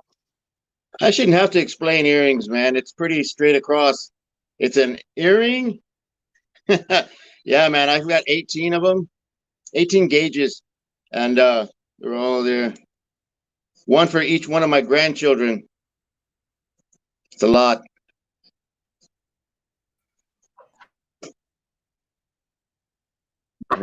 Grandchildren? Each one for your grandchildren.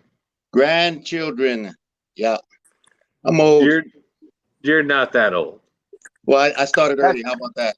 I started early too, That's how but old what we the are. fuck, That's man? how old we are, man. Yeah, I feel it. You feel Yeah, it in your me- back, me- but your head's all Hell good. yeah, you 35, feel man. it? You got lobes in the side of your fucking head that are like this. Yeah, these things are heavy, man. Yep. Dude. So are Eventually, grandchildren. I'm just gonna run some drum heads on each one of them and just sit here and play them. Oh, Same having to carry drums God, around. Man. fucking have it.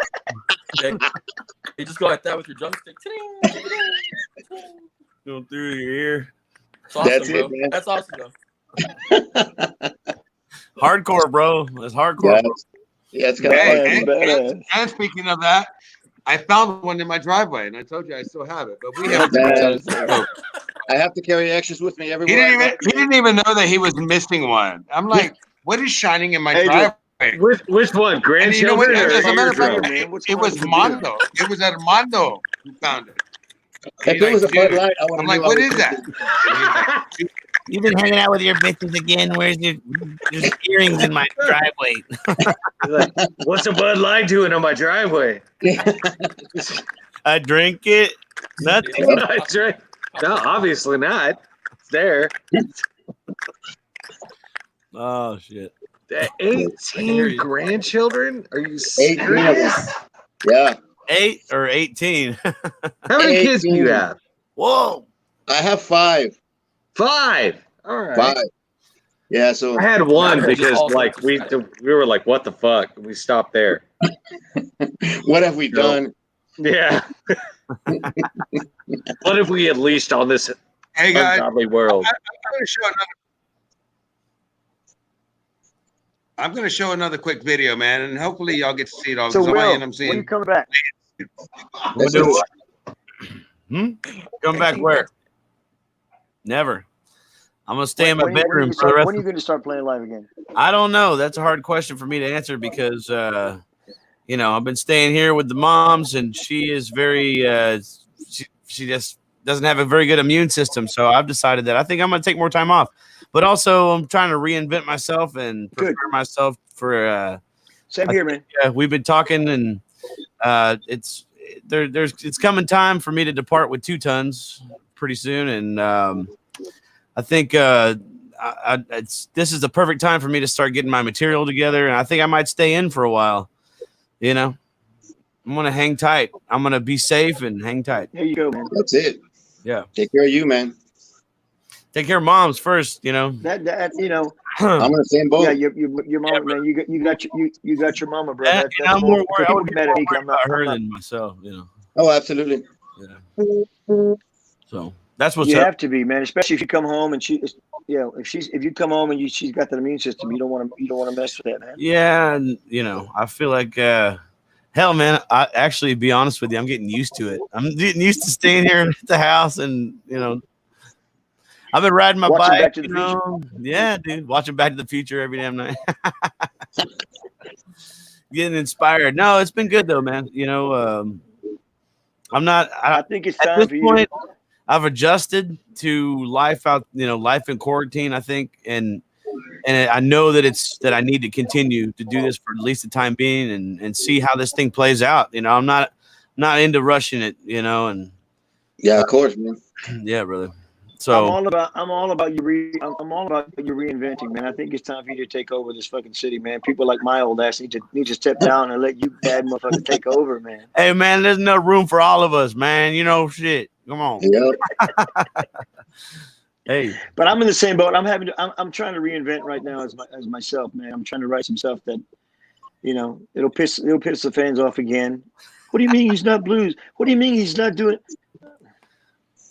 well, then you have their interest. That even if they're pissed off, you still have their interest. Hey, then after you Hey, invent- Ruben. Hey, it's like they Yeah. say, bad publicity is still publicity. It's like, whether people like it or not, Right. we're talking about it. Hey, Ruben. You didn't hear me, buddy? Yes, sir. Ruben? So do you remember the other day when Yes, we met up on 410 in Blanco at Jim's? And Yeah. you bought those turkey legs and whatnot. And but I told you after we sat there and we were social distancing, if you will, and we were talking about some of our favorites, Doyle Bramhall, the Archangels, certain situations. But when I left, you remember I texted you, I messaged you, and I said, hey, something's crossing my mind right now, and I always react on it. And I said, but you know what? I'm a little bit busy, but I'll call you tomorrow or the next day, and I never did. Do you remember that? It's okay. You're a busy man, brother. Well, no, Yes, I know. But so I'm just gonna, I'm not trying to put you on the spot or anything, but we're here, we're talking now, and again, thank you for being a good sport and hanging in with us, because I do think Ruben matters. Ruben matters, and I see the changes you've made to make things Thank you, work, brother. and we're all doing it. We're all doing it, and hey, you're not one on there being negative. posting this sucks, I can't believe it. Like we find our way and we push forward, and we're happy with it. But here's my deal. You know our project, right? And I know you don't do covers and whatnot, but I want to put you in our Rolodex as a fill-in because we do. Everyone in this band, they're Class A musicians, if you will, and people have commitments, right? And sometimes it's like, well, okay, he's got to go do a show, but now we can't do a show. So I would love to have your talent, your passion be part of the show, meaning part of Texas Pink Floyd. That'd be fun, man. Would you? So you saying yes or what? What's going on? Yeah, man. I mean, I'm not half the guys that you have in your band, but I can fill in the spot if you need to be. Dude, it's about the heart. It's the heart and passion, That's all. It's not just one guy. It's the nucleus of the band. Do we work well together? And I think that we've all worked so hard for our careers, our entire life, that when you get into a room with musicians like you and Will and Glenn and Matthew and my entire project, including behind the scenes on the business side of things, it's pretty special. And it's pretty special that no one has left, and organically it has grown. And I've just given you an invitation, man. You're more than welcome. I don't want you to do a note for note, to stay true to it. I know I shared the version of Will doing David Gilmour's part, but it's Will, but yet he's staying true, and everyone does. And I remember you came to our show, and I remember we took our break, and then we went to the Dark Side of the Moon version of our concert, and you met me outside, and you were like, dude, I'm sorry, I gotta go. But I hope you enjoyed it. That was our launch, and we're working on all the bugs, and I'm sure everyone in the band would love to have you part of it as well. I'd love to be a part of it. Well, good. And you know what? Yeah. And guess what? Your band can open up. So you're going to perform twice. You know what? I mean, that's what it's about. I'll do it with you. It's about networking. I posted, I want to do a show, and and with no disrespect, I learned this from a huge artist, and he's kind of forced to do what he's got to do right now. And at the end of the day, I look at it as like, what can I do to help one another? And I've always done that. Gilmour opening the show, he's like, wow, I go, look, dude, I get it, but here's the deal, man. I want to help you grow. You know what I mean? That it's on you, but I want to help you grow. I think our fan base needs to know who you are outside of organically, and it is organically, and that's why, hence Texas Pink Floyd was always about, if I'm going to have any sponsorships, it's to enhance Texas or Texas Pink Floyd. I don't want somebody out of Colorado. I don't want somebody out of California. But now times are changing, right? If I get an offer, I have to jump on it, right? Well, what's going to happen where we go? So, no, man, I'd be honored, brother. Yeah, put me on there. It's funny because in the past 6 weeks, I've done nothing but listen to the stuff that probably you and I grew up, the David Gilmours and the Jeff Becks and the Richie Blackmores, because I'm having to reinvent myself. What I mean by that is go back to where I came from. I don't want to. I need to figure out where I came from. After a while, you get off your path and you forget how the hell you even got to begin with. But no, I'd love to be a part of that band, bro. Are you kidding? I'm honored. Yeah. And we're honored. Thank you. Thank you for your commitment. That's what a lot of people are actually saying. It's like we're trying to get back to our past. It's just like, we have to get back to what's real. Is the thing, and it's just like Ruben, I know you're real. No, true. Will, I right. know you're real, and it's insane that everything like that has happened in the past month or so has brought us back to what we really dig. It's just kind of been, it's just like we have to go back to this, but oh my God, it's nice. We're digging this shit. Am I right? Yeah. I do, dude. I've got to hang with my family. Man, I got a plant I talk to every day because I needed something. My wife, they laugh. My kids laugh at me like, "Oh, start talking to my little plant outside every day." But again, as bad as the COVID has been for the big outcome, for me, it's been a blessing because I happen to love my guitar again. Yes. Because I used to tell myself if it became a job, I didn't want to do it anymore. If it became a job, I wasn't going to do it anymore. Since I was 12 years old, I've been gigging since I was 12 years old. If it became a job, I didn't want to do it, and it was becoming a job. I would get to the gig and not even know what fucking song I just got through playing. I'd ask the band members, "Did we play that song already?" He's like, "No." I said, "Are you sure?" I swore we just. And that's what happens, man. Routine. Yeah, It it's what becomes happens. Groundhog Day. It all becomes one. And so now I look at my guitar now and I go, wow, man, I forget why I picked you up to begin with. And I love that I found the passion again. Now I can't wait to play. I'm playing the Stratocaster I haven't done in 20 years because I got sick of the Stratocaster. Right. I got sick of the Stereo On stuff. I got sick. You get sick of that, everything that's around you. And I hate to say that because you do. I just got worn out. I got burnt out and worn out. You get stuck in And a now I was rut. like, all right. Yeah, it's easy to do, man. When you're working 5 nights a gig, you're not your wheels are spinning, but it's more like a freaking, what do you call it? A treadmill. You think you're moving, but you're really not. You're just working. Working and moving forward are two different things, So it's time for me to move forward because I'm getting old, and it's time for a new record. It's time for new things. Oh, I'm waiting for a new record, brother. Yeah, hell yeah. For me, personally, I was working so goddamn much that, I was getting burned out.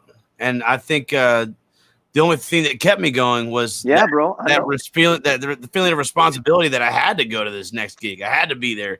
And it's like I'd be getting, sometimes 4 hours of sleep before I got to drive all the way to here or there, whatever. And, it's like getting worn out and doing that how many nights. And it's like it got to a point, too, where 3 shots of tequila was a necessity to take the aches and the pains away from not getting enough fucking sleep. And, it's tough. Understood. I was starting to get I was starting to get pretty burnt out but at the same time, if I can work, if I have a job and I have a gig, someone offered me, I'm going to take it. Man, it's like, then you realize you're just going. You're going to take it. You're just going here. Yeah. Julian, are you in the same route or? Yeah. Right now I haven't played since this whole thing's taken off. Right. But at the time I was playing with like 7 or 8 bands around town, and I was staying as busy as I possibly could. And it was cool because it wasn't the same music every night, but at the same token, it was like playing every night, or sometimes 2 shows a day on a Saturday and a Sunday. And if it was a Memorial Day weekend, we were playing that, that 6-7 days in a row. And it'd be easier if I played the flute, but damn it, I can't go to a gig with a reference. A truckload of drums, man, and it gets to be a pain in the ass. I'm the last one to leave 3 in the morning. I'm pulling up at the house with a cold Whataburger leftovers in the microwave. So yeah, it got to be a pain in the butt, man. Everybody's had that. Hey, Julie, you remember when we had a breakdown from the Toba Center? Family stuff to do. I gotta be at work in a few hours. All right, Ruben. Thank you so much, man. Thanks, Ruben. Keep in contact. Good to see you, man. Thank you, brother. Thank you so much. Thank you very much, man. Give my love. You know I'm here for you. Hey, give my love to the family, man. God bless all of y'all. Same. Love. Yeah. Thank you. Love you. Same. Later, Ruben. All right. Hey, where's we don't have Dexter on here now. What the hell? Dexter had to kick, man. Oh, he did? Yeah, he had to kick rocks. I don't know why. Well, here's my deal. Will, you've been doing all this live streaming stuff, and we're forced to do that. But have you ever thought, because I've heard some of your originals, have you ever thought about shooting a video, like a real video, a music video? I think I would want to have an album first, or at least be deciding what songs to release and whatnot first before going directly in and making a music video. And I really haven't, I've only ever put out one album back in 2013. And since then, I've been so busy playing with all kinds of different bands and just playing any gig I can get that I haven't really disciplined myself into actually making decisions about to release this song, that song, this group, whatever. So, and at this point too, it kind of sucks that we're not able to get around and we're having to take precautions and not so. And actually, it's funny that you're not the only one who's been talking to me about, you need to go make an album. I have a friend, my buddy Tyler Phillips, who used to play with me at the Cove when we were 12 years old, like 20 years ago. He went off and started his own music school out in Colorado, and I guess he's got some money that he wants to start maybe investing and helping his friends record, and he's been hitting me up every day. You ready to start talking about an album? I'm like, we're in lockdown, dude. We can't, this is not going to happen right now. But yeah, I mean, I feel like eventually want to get to that point. Yeah. I want to make a music video eventually. But it's one that I just don't have the capability. Well, capability or the financing or both? Both. I can't. I'm talking. This is the best video I have right here. Is just my webcam on my MacBook. That's all I've got. Yeah. So, no, I hear you. But here's the deal. With that shit. Because you are part of Texas Pink Floyd, but I think I have something that Ruben left. He had to leave, and this is for any musician out there. We do got to make these changes, right? Well, Texas Pink Floyd, we just got picked up 2 weeks ago. We got sponsorship now. And the name of the company is Opios. Now, I'm going to switch here, and hopefully you can still see my video. But this is what Opios, this is what they do. And I think it's innovative here. It's called Opios.com. Opios.com connects with musicians and influencers with corporate sponsorship to promote product placement through OCM. OCM meaning organic campaign marketing. Get paid for early sponsorship income for your music videos by having a corporate brand have product placement in your music video. It's kind of like imagine before planning your music video, having a budget to get paid and to be able to go in and record your new record, right? On your own. No investors and, hey, what's the return going to be? And it's very difficult these days because it's hard to sell music. Yes, you perform live, you got a couple of CDs, but it's not the old school days, And they're a great company in the sense of they are now getting, from what I believe, they're working, I believe it's Coca-Cola, but they're getting major platforms. And you kind of go through their list and, I understand the corporate world, but we need to make changes, right? Mm-hmm. How do we move forward? How do we do it where we're networking with one another and you get a check and you're helping them out and you move forward? I think that's another new thing that's going to be trending here very soon, where back in the day that was not allowed. You got to make a call like, hey, I know you don't know who we are, but we're Texas Pink Floyd. We're playing at the Tobin Center, and I want Bud Light to sponsor. They're like, we're not taking sponsorships right now. We're not doing any of that. Well, but I think it's very deal for them, yeah. Right. But I want you to go check it out. It's at opios.com, and you can see it right there on the ticker tape. Mm-hmm. And it's they're part of the family too. And something I want you to look into to help you get ahead. You're already doing the best you can, but there's nothing wrong by getting a little corporate sponsorship, man, to make things happen, especially in these days. So I want you to check it out. I don't get a kickback. It has nothing to do with that, but I wanted to present that to you. And if you need more information, we could sit down with the firm and we can work on something. We got you. Thank you. That's great. I think I've talked to Derek Brown about that a little bit too. He called me about it about a month ago or so. I guess. Yeah. What in the hell? Okay, well, I did. What the hell are you doing? Well, I mean, I'm they just are sitting now, back and enjoying the when I scenery. met Derek, when we met,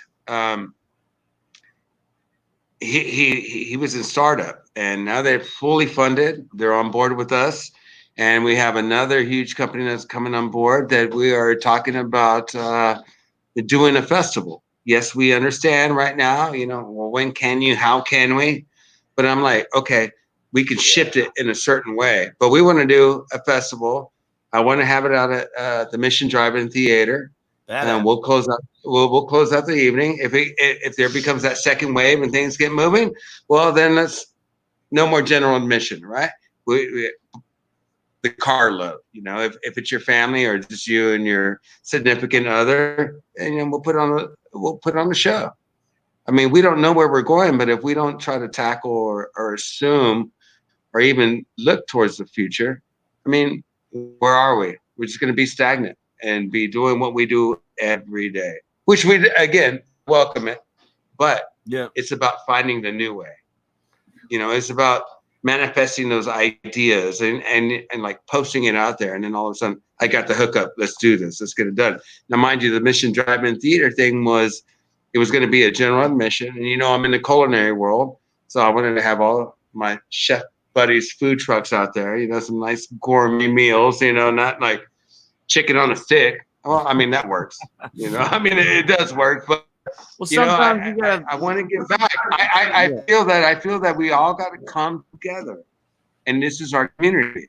And no matter what it entails, we got to stay focused, and how can we better one another every day and help the small businesses and us. We all kind of start growing together. It blooms together. If I'm wrong, but I don't think I am. I mean, it just makes sense to me in this, Yeah. I mean, you can't let it completely destroy your progress and destroy your dream.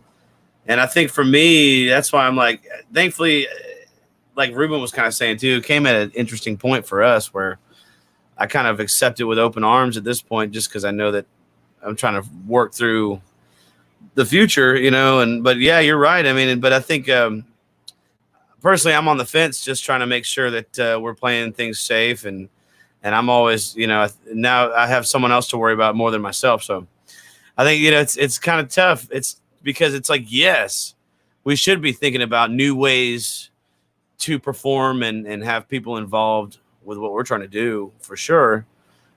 But then it's like we still have to make sure we implement safety and I think the biggest worry I have is that people aren't maybe taking things so seriously and I know today the governor said bars will be open and all that kind of stuff. That's cool, I guess, but you won't see me out there, man. You know what I'm saying? Yeah. At least not for anytime soon, Well, it was my thing when it reopened. I was like, just look at the data. My thing was let the first 14 days go, and let's see if it's gonna bloom right now. Let's see what's going on. But I'm as of late, man, I'm finding myself getting a little spooked out. I'm trying to go out and support local, and I go walking downtown, and it's very it's eerie out there. And I know you've been riding your bike downtown. Yeah. And when you put yourself in that situation, and it's kind of strange right now. The homeless in San Antonio, they're everywhere downtown. Yeah. And I go, I see them on one side of the road, right? It's a two-way street, and the bus stops are there, and they all congregate on that bus stop. And I'm like, I'm on the other side. Like, I'm crossing over. Bust me for jaywalking. I don't care. And I got my mask, and I'm doing my thing. I still haven't mastered how to smoke a cigarette with the mask on. But my point is, is that you don't. You just don't do it. Well, yeah. No, but I'm a non-smoker. But I caught myself, and I remember you and I having that conversation before we started tracking the new track. Right. And you were telling me about your mother, and my mother, she's 79 years old. Like, yet I'm forced to be out in the front lines, and you're there with your mom. I'm here with my mom. We take. Yeah. I don't know. We think we take care of them, but they still take care of us. So, you know, you know, I'm starting to worry more about that. Not that I was being selfish, but it's like, man, where are we at? Well, you know? Where are we at? This kind of thing hasn't happened in multiple lifetimes. A dear friend of mine, Denny Mathis, is the steel player that occasionally plays with 2 tons of steel. He's 78 years old, and I talk to him on a regular basis. I actually spoke with him last night, and he's been saying for weeks and months now that, like, I'm 70, I'm almost 80 years old. I've never seen anything like this. So it's like we don't really. It takes us a while to even process it in our minds and what this. You know, I remember the night of our last gig or that next day, kind of driving around and thinking about like there's an invisible danger. It's invisible. Mm-hmm. Everything looks the same. Mm-hmm. Everything looks normal, but all of a sudden now there's this invisible threat. You know, it's It's very. It's kind of one of the. You can't see it. You can't see it, and so therefore it's hard to remember it's there. You know, I mean, at this point, it's pretty ingrained into my mind. You know, so I think other people are starting to just think it's bullshit. Which I feel like it's better safe than sorry, you know. And no, it's not bullshit. I mean, living in the same, like being in the same, I'm in the music industry too, but at the same time, no, you're not. You make pizzas. I made pizzas. Yes, I made pizzas. Thanks, and damn good buddy. Pizzas. Damn good pizzas. Thanks, buddy. Appreciate it. No, I make pizzas too, so I see the other side of it. It's not something that everybody thinks about. It's just like I see people walk in with masks, and I see people that walk in that don't have masks. And no, that's what pisses me off. But again, we know that masks do not work. Well, I mean, it kind of depends. I mean, it's mainly even if there's not. It's mainly that it's not 100%. But we do have some kind of percentage coverage. Yeah. Right. But, you know, it's, I don't know. The other day, I had a moment. I was at work and, you know, we don't turn away anybody. Times are tough. We need to sell, right? Yeah. Everyone does. And, man, they were drugged up, man. They were drugged the fuck out. This is the first time in 5 episodes I said the F word. But I would say this. Like, they left. 5 whole minutes. The owner was like, no, the owner himself went in there, bleached the commodes, bleached the floor. Like, they were having a moment. They started fighting, call a cab, call an Uber. And, I mean, they were just ridden with sores. And so I'm sitting in there. Yeah. And it's not my company, but I'm like, holy fuck, man! Like, now I feel that I'm in the elements, you know. And I don't have a say so, but yet I'm forced to be out there so I can still pay my bills and my things that I need to take care of. And it's pretty fucking spooky, man. You know. And like I said, I had a conversation with some friends last night, and they didn't understand. They were almost kind of like making fun of my post about the quarantine thing. But like I said on the bottom of my hashtag, I said, I'm not asking for your opinion. I'm in my mind space. It's my head tonight. And you know, every day we all think something differently, you know? And it's just strange. It's just strange. Because I'm not emotional, but I go back and forth. I don't know what to do in the sense of, no, this is fine. We're cool. Who does? You know, we're gonna be. That's the thing. It's like, who does? Unless you're like a part of the government or anything like that, nobody knows what to do. Yeah. And I question if they even really know what to do. And obviously they. Exactly. Yeah. I'm not gonna go there. No. Yeah, because they. I don't know. There's points when they don't even seem like they know what the hell they're doing either. So. Of course not. But see, that's the thing. It's just like nobody. Nobody saw this coming. You know, you've got to give a little bit of leeway on the fact that it's just like, holy shit, this is happening. All right, we've got to be able to move on, to be able to deal with this thing. And it's just like, and whenever you're dealing with the government side or anybody else, tell you the truth, you just have to think about that. It's just like, all right, there has to be some sort of leeway in this. Well, let me ask you guys this: do y'all ever tune into NPR, or now it's called TPR, Texas Public Radio? Yeah. FM channel. Absolutely. They do not. They do not.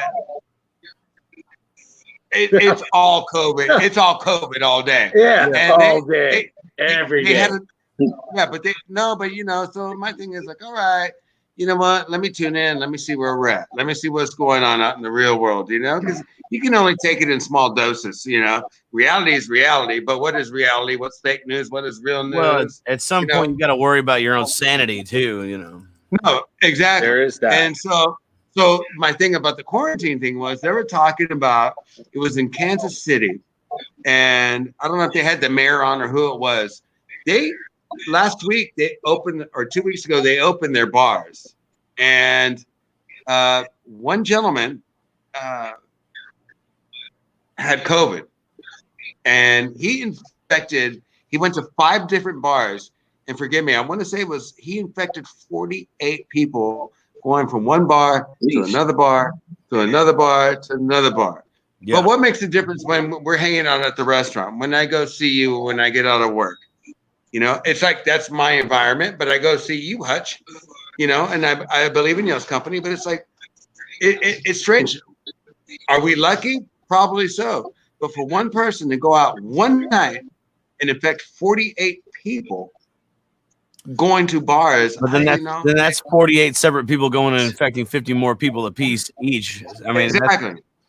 I remember the pandemic. That's why people need to take this shit seriously, though. And so many people are just not taking this seriously. We wrote it out for a while. Like, hey, we're tired of being home. We're tired of doing that, but it's serious. But granted, there are. What are you tired of being alive and shit? What are you tired of being alive and healthy? You want to fucking suffer till you die? It's like, okay. Well, I remember reading a stat. I know. When Texas went into the stay home effect, and I want to say back then, I don't know if it's true now when they're through these weeks that have gone by, but they were saying that for every infected person that is tested positive, there's 150 that are carriers. So yeah, we look at the numbers and we say this. I mean, it's up to us. I'm a smoker, and if I catch it, I'm probably gone. I mean, now can I stop? Yeah, but it's too late in the game. Like, it's not a matter of being a smoker. I know, but what I'm saying is these underlying issues. I don't either. Hey, but marijuana is different than tobacco. What is that? This is so much different. I don't know what that is. Yeah. I'm sorry. I meant CBD. CBD. What are you trying to get another? Julian, what's up, buddy? Nothing. You're the old man. Julian, you're the old man. You're like Julian's just been sitting there like fucking just like you're in focus. You're out of focus for a while. I think that's your vision, buddy. I don't know. You know what? I've never let this show go over an hour. That's the marijuana, man. This show has never gone over an hour and 15 minutes. Yeah, we're at 2 hours and 3 minutes now. So it's fuck it. Who cares? Yeah. Hey, Will. Yeah. So what do you think about me asking, because I know that, Glenn does his, he goes to Japan like once a year with a country act. It's not the Mario Flores thing. And then I know Matthew, they do their Lebanon thing and they have their record coming out. I'm just trying to build that Rolodex. I think I know he doesn't want to be that guy, but he is that guy in the sense as well as you, right? You were like, I'm like, well, I want you on board. I don't want you to play no for no. I want you to give Will. And you remember we were tracking him like, no, a little bit more, do this, do that. Hey, Julian, how did we say it? Kick ass, but suck a little bit. Yeah, you got to suck a little bit.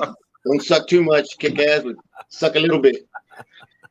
Kick ass, but don't kick ass. You know what I mean? But kick ass, but suck a little bit.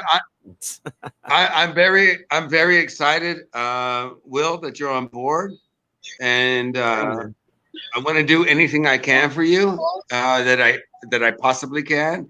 But one of the biggest things is that, you know, our Pink Floyd members, you know, Scott Page is like, that young man is tremendous. He you know, and so Scott talking Page is to a my bad business dude. partners, He's a bad dude, man. Straight. he's a bad dude.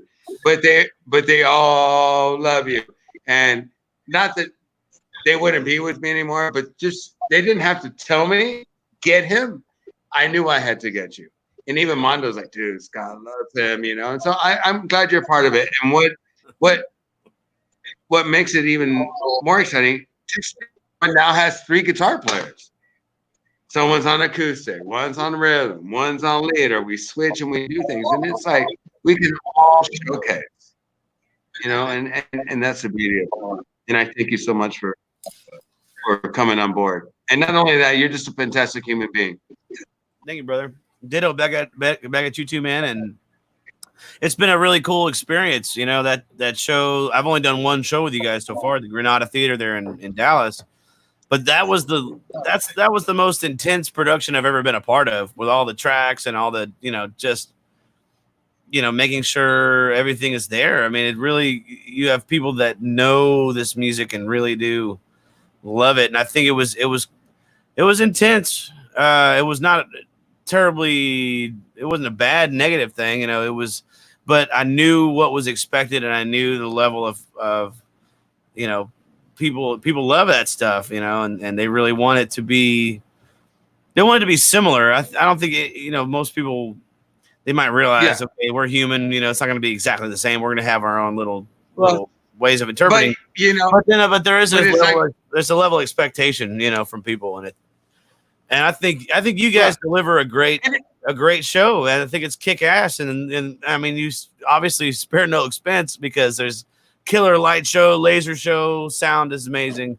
I mean, it was. Hey, I've never been on a stage with that much shit in my life, man. It was kick ass, with, you know, lights and all that was amazing. And you know what? Hey, I'll just be real. I'll throw it out there, man. You know, everyone thinks it's glamorous and everything's as well. You know, hey, you know, I lost $23,000 in 2 hours that night. But what we performed, what we did, what we're about, it's about startup. It's like Scott Page always tells me, fail fast, fail quickly, and get back on your feet. I mean, you know, we've talked figures before, and I'm nowhere near in his boat, but you know what? He's successful. You just keep pounding and keep pounding and keep pounding. And the best thing is having the relationship that we all have. You know, hey, it's hard to have a 12-piece band and everyone get along. You know what I mean? Like, sure. and that's part of the blessing. It's like, this is organic, or it's the members I have now is organically, like, dude, you've been around town, man. And I used to see you, but I would never have thought when I called Mondo because Matthew couldn't do the gig. You know, it's like, Will. I was like, all right, cool, man. And it's been the best thing. Thank you. You had the feel. And it's like, I got Matthew. Matthew would tell me, he's like, I believe David Gilmour. He's the detail guy. He's the intro solos, maybe the middle solos. And now having you and Glenn, y'all are the guys like, all right, now hit him, attack him, suck him in, you know? Let's give that Texas Pink Floyd twist. This is who we are. We'll give you what you want. We're not going to be on the right side of it, but we're going to let us do it our way and enjoy it, respect it, and we'll give you what you want. You know? Yeah. And you're the best man for the project, I believe. Thank you. Very welcome. No, it's cool. It's been a great challenge, you know. It's been a great experience. Man, you know, I don't know, now that we don't have so many people on here, let me see if this comes through. Wait, hang on. And I love this video.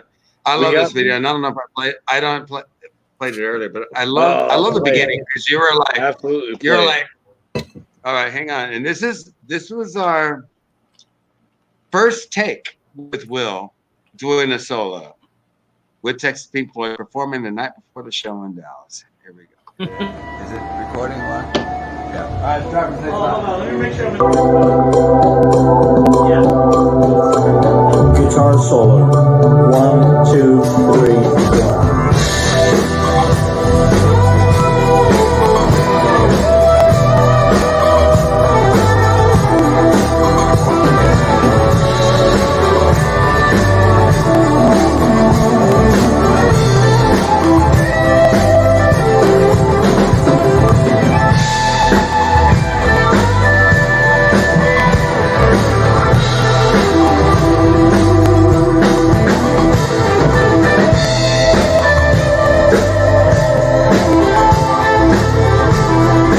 Keyboard solo. 1, 2, 3, 4.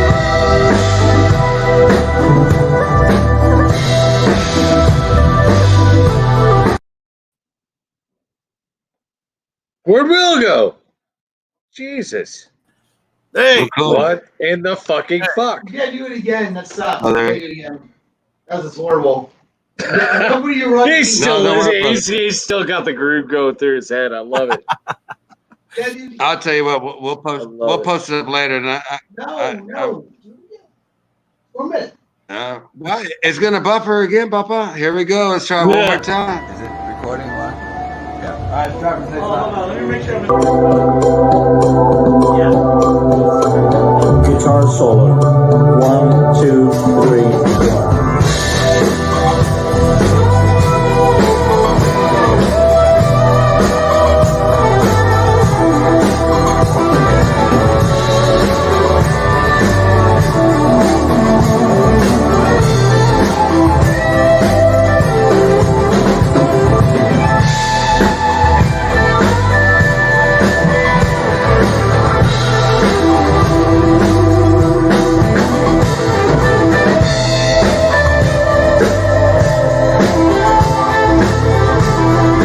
Keyboard solo. 1, 2, 3, 4.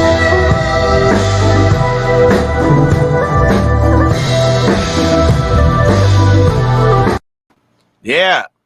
What are you rolling a blunt in the middle of that? Is it recording live? Hey, no, real quick. Willow, I see you jamming. Guitar solo. 1. Stop. Everybody stop touching. Stop touching buttons. Will, Will, What? I didn't do were nothing. you able to hear it? Yeah, no, I heard it. Oh yeah, of course. Because No, he I was saw you rolling a grooving. blunt through the whole thing. On my end, yeah. All right, but listen, man, we're getting to that point. Will, I will call you. I will call you in the next day or two. Let's get together. I have some things that are brewing, and I want good. you, your band, or whether it's you and Adriel Suarez, or I want you to be the first guest. And let me tell you what the plan is outside of Texas Pink Floyd, and what I think needs to happen. Let me see if you're on board, and you're more than welcome. And I want to put you on my platform, and I want to be able to see it. That's the thing. I even want to be able to mic it. It's just me. No, I'm just saying. Just but saying. I understand. I understand the mom issue, and I get all that. But my place is always available for you, Will. Thank you, brother. You know, you do your thing at home, and if you got so many amps behind you, man, you can leave one here every time. And like, okay, it's the second Friday, like come in here and jam. I haven't sold one the other day. I actually sold one to a good friend of mine who had owned this amp previously before I bought it, and then he saw it pop up on my Facebook page and was like, "Dude, I've regretted selling that amp for 30 years or some shit." So I sold it back to him the other day.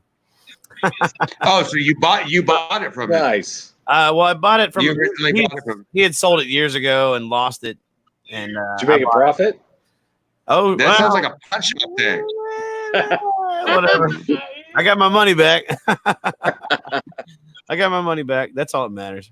That's what matters. Well, when you're selling it to a friend, someone I've known for 10 years, it's like, yeah. So I'm trying to thin the herd, But I've accumulated all this stuff just because, you know, when with 2 tons, I was making the most money I'd ever made. So I had to 2 tons is write off amazing. taxes, you know. So, and I ain't got no kids, so I spend all my money on me and gear. Well, I have an addiction to gear, man. It's bad. This is out of control.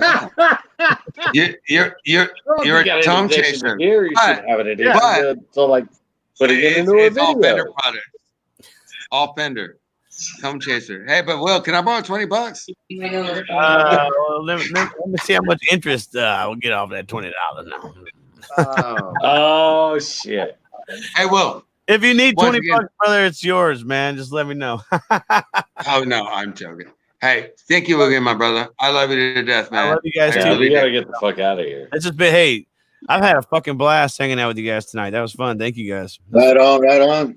Hey, and real quick before I let you know, did you watch last week's show when I had Johnny Radelaide on there? I think I caught a little. What day was that?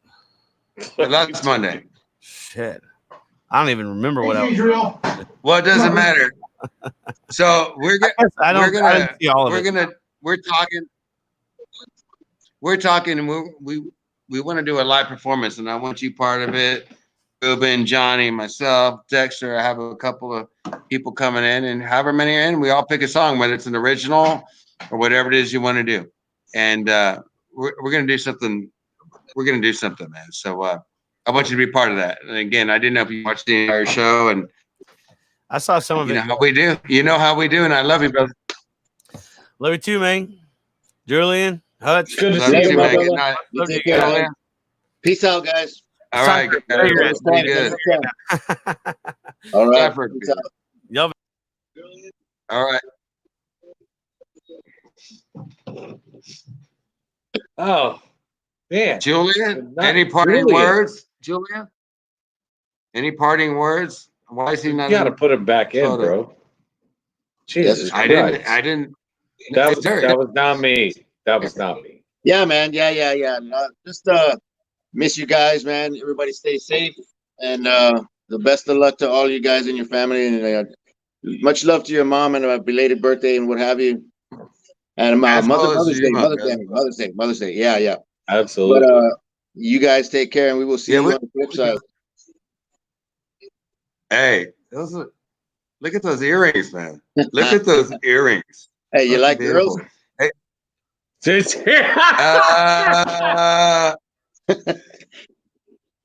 Hey, my mother's watching, so I'm not gonna. I know the answer. Like it's all right. You do know it. All right. Hey, thank you again, Julie, man. Good I'll Lord. talk to you in a little bit, man. All right, All right. love you, Later, Julie. Good to see you, brother. We'll see you, man. Man. It's hey, Hutch. I don't know that maybe now, because here's the new issue, right? We went back on their platform. We've been on an hour and 20 minutes. But now that we don't have anybody on here, let me see if I can post up one more video, and let's see if we do not have a buffering issue. And if we do, it is what it is. It is what it is, bro. I know. But here we go. Enjoy.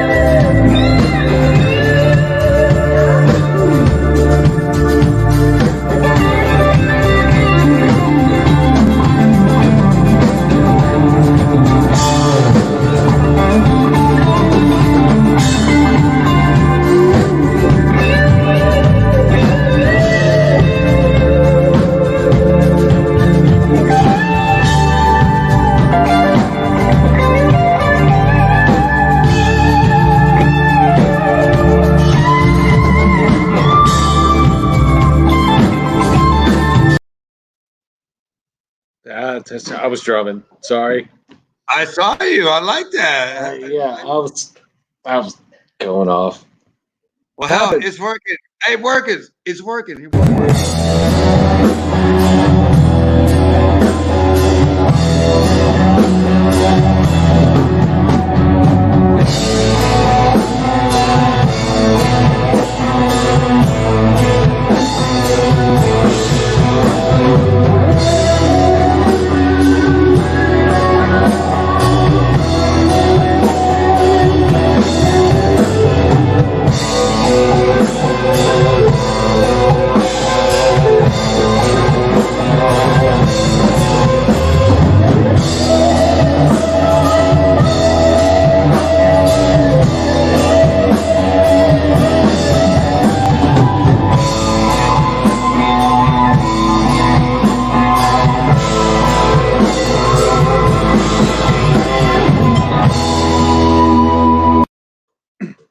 It was only fantasy. Sorry. All right, here we go. We're out with the outro. I'll step out of the cutting room and I'll see you in the control room in a second. But here's our outro. Thanks, everyone.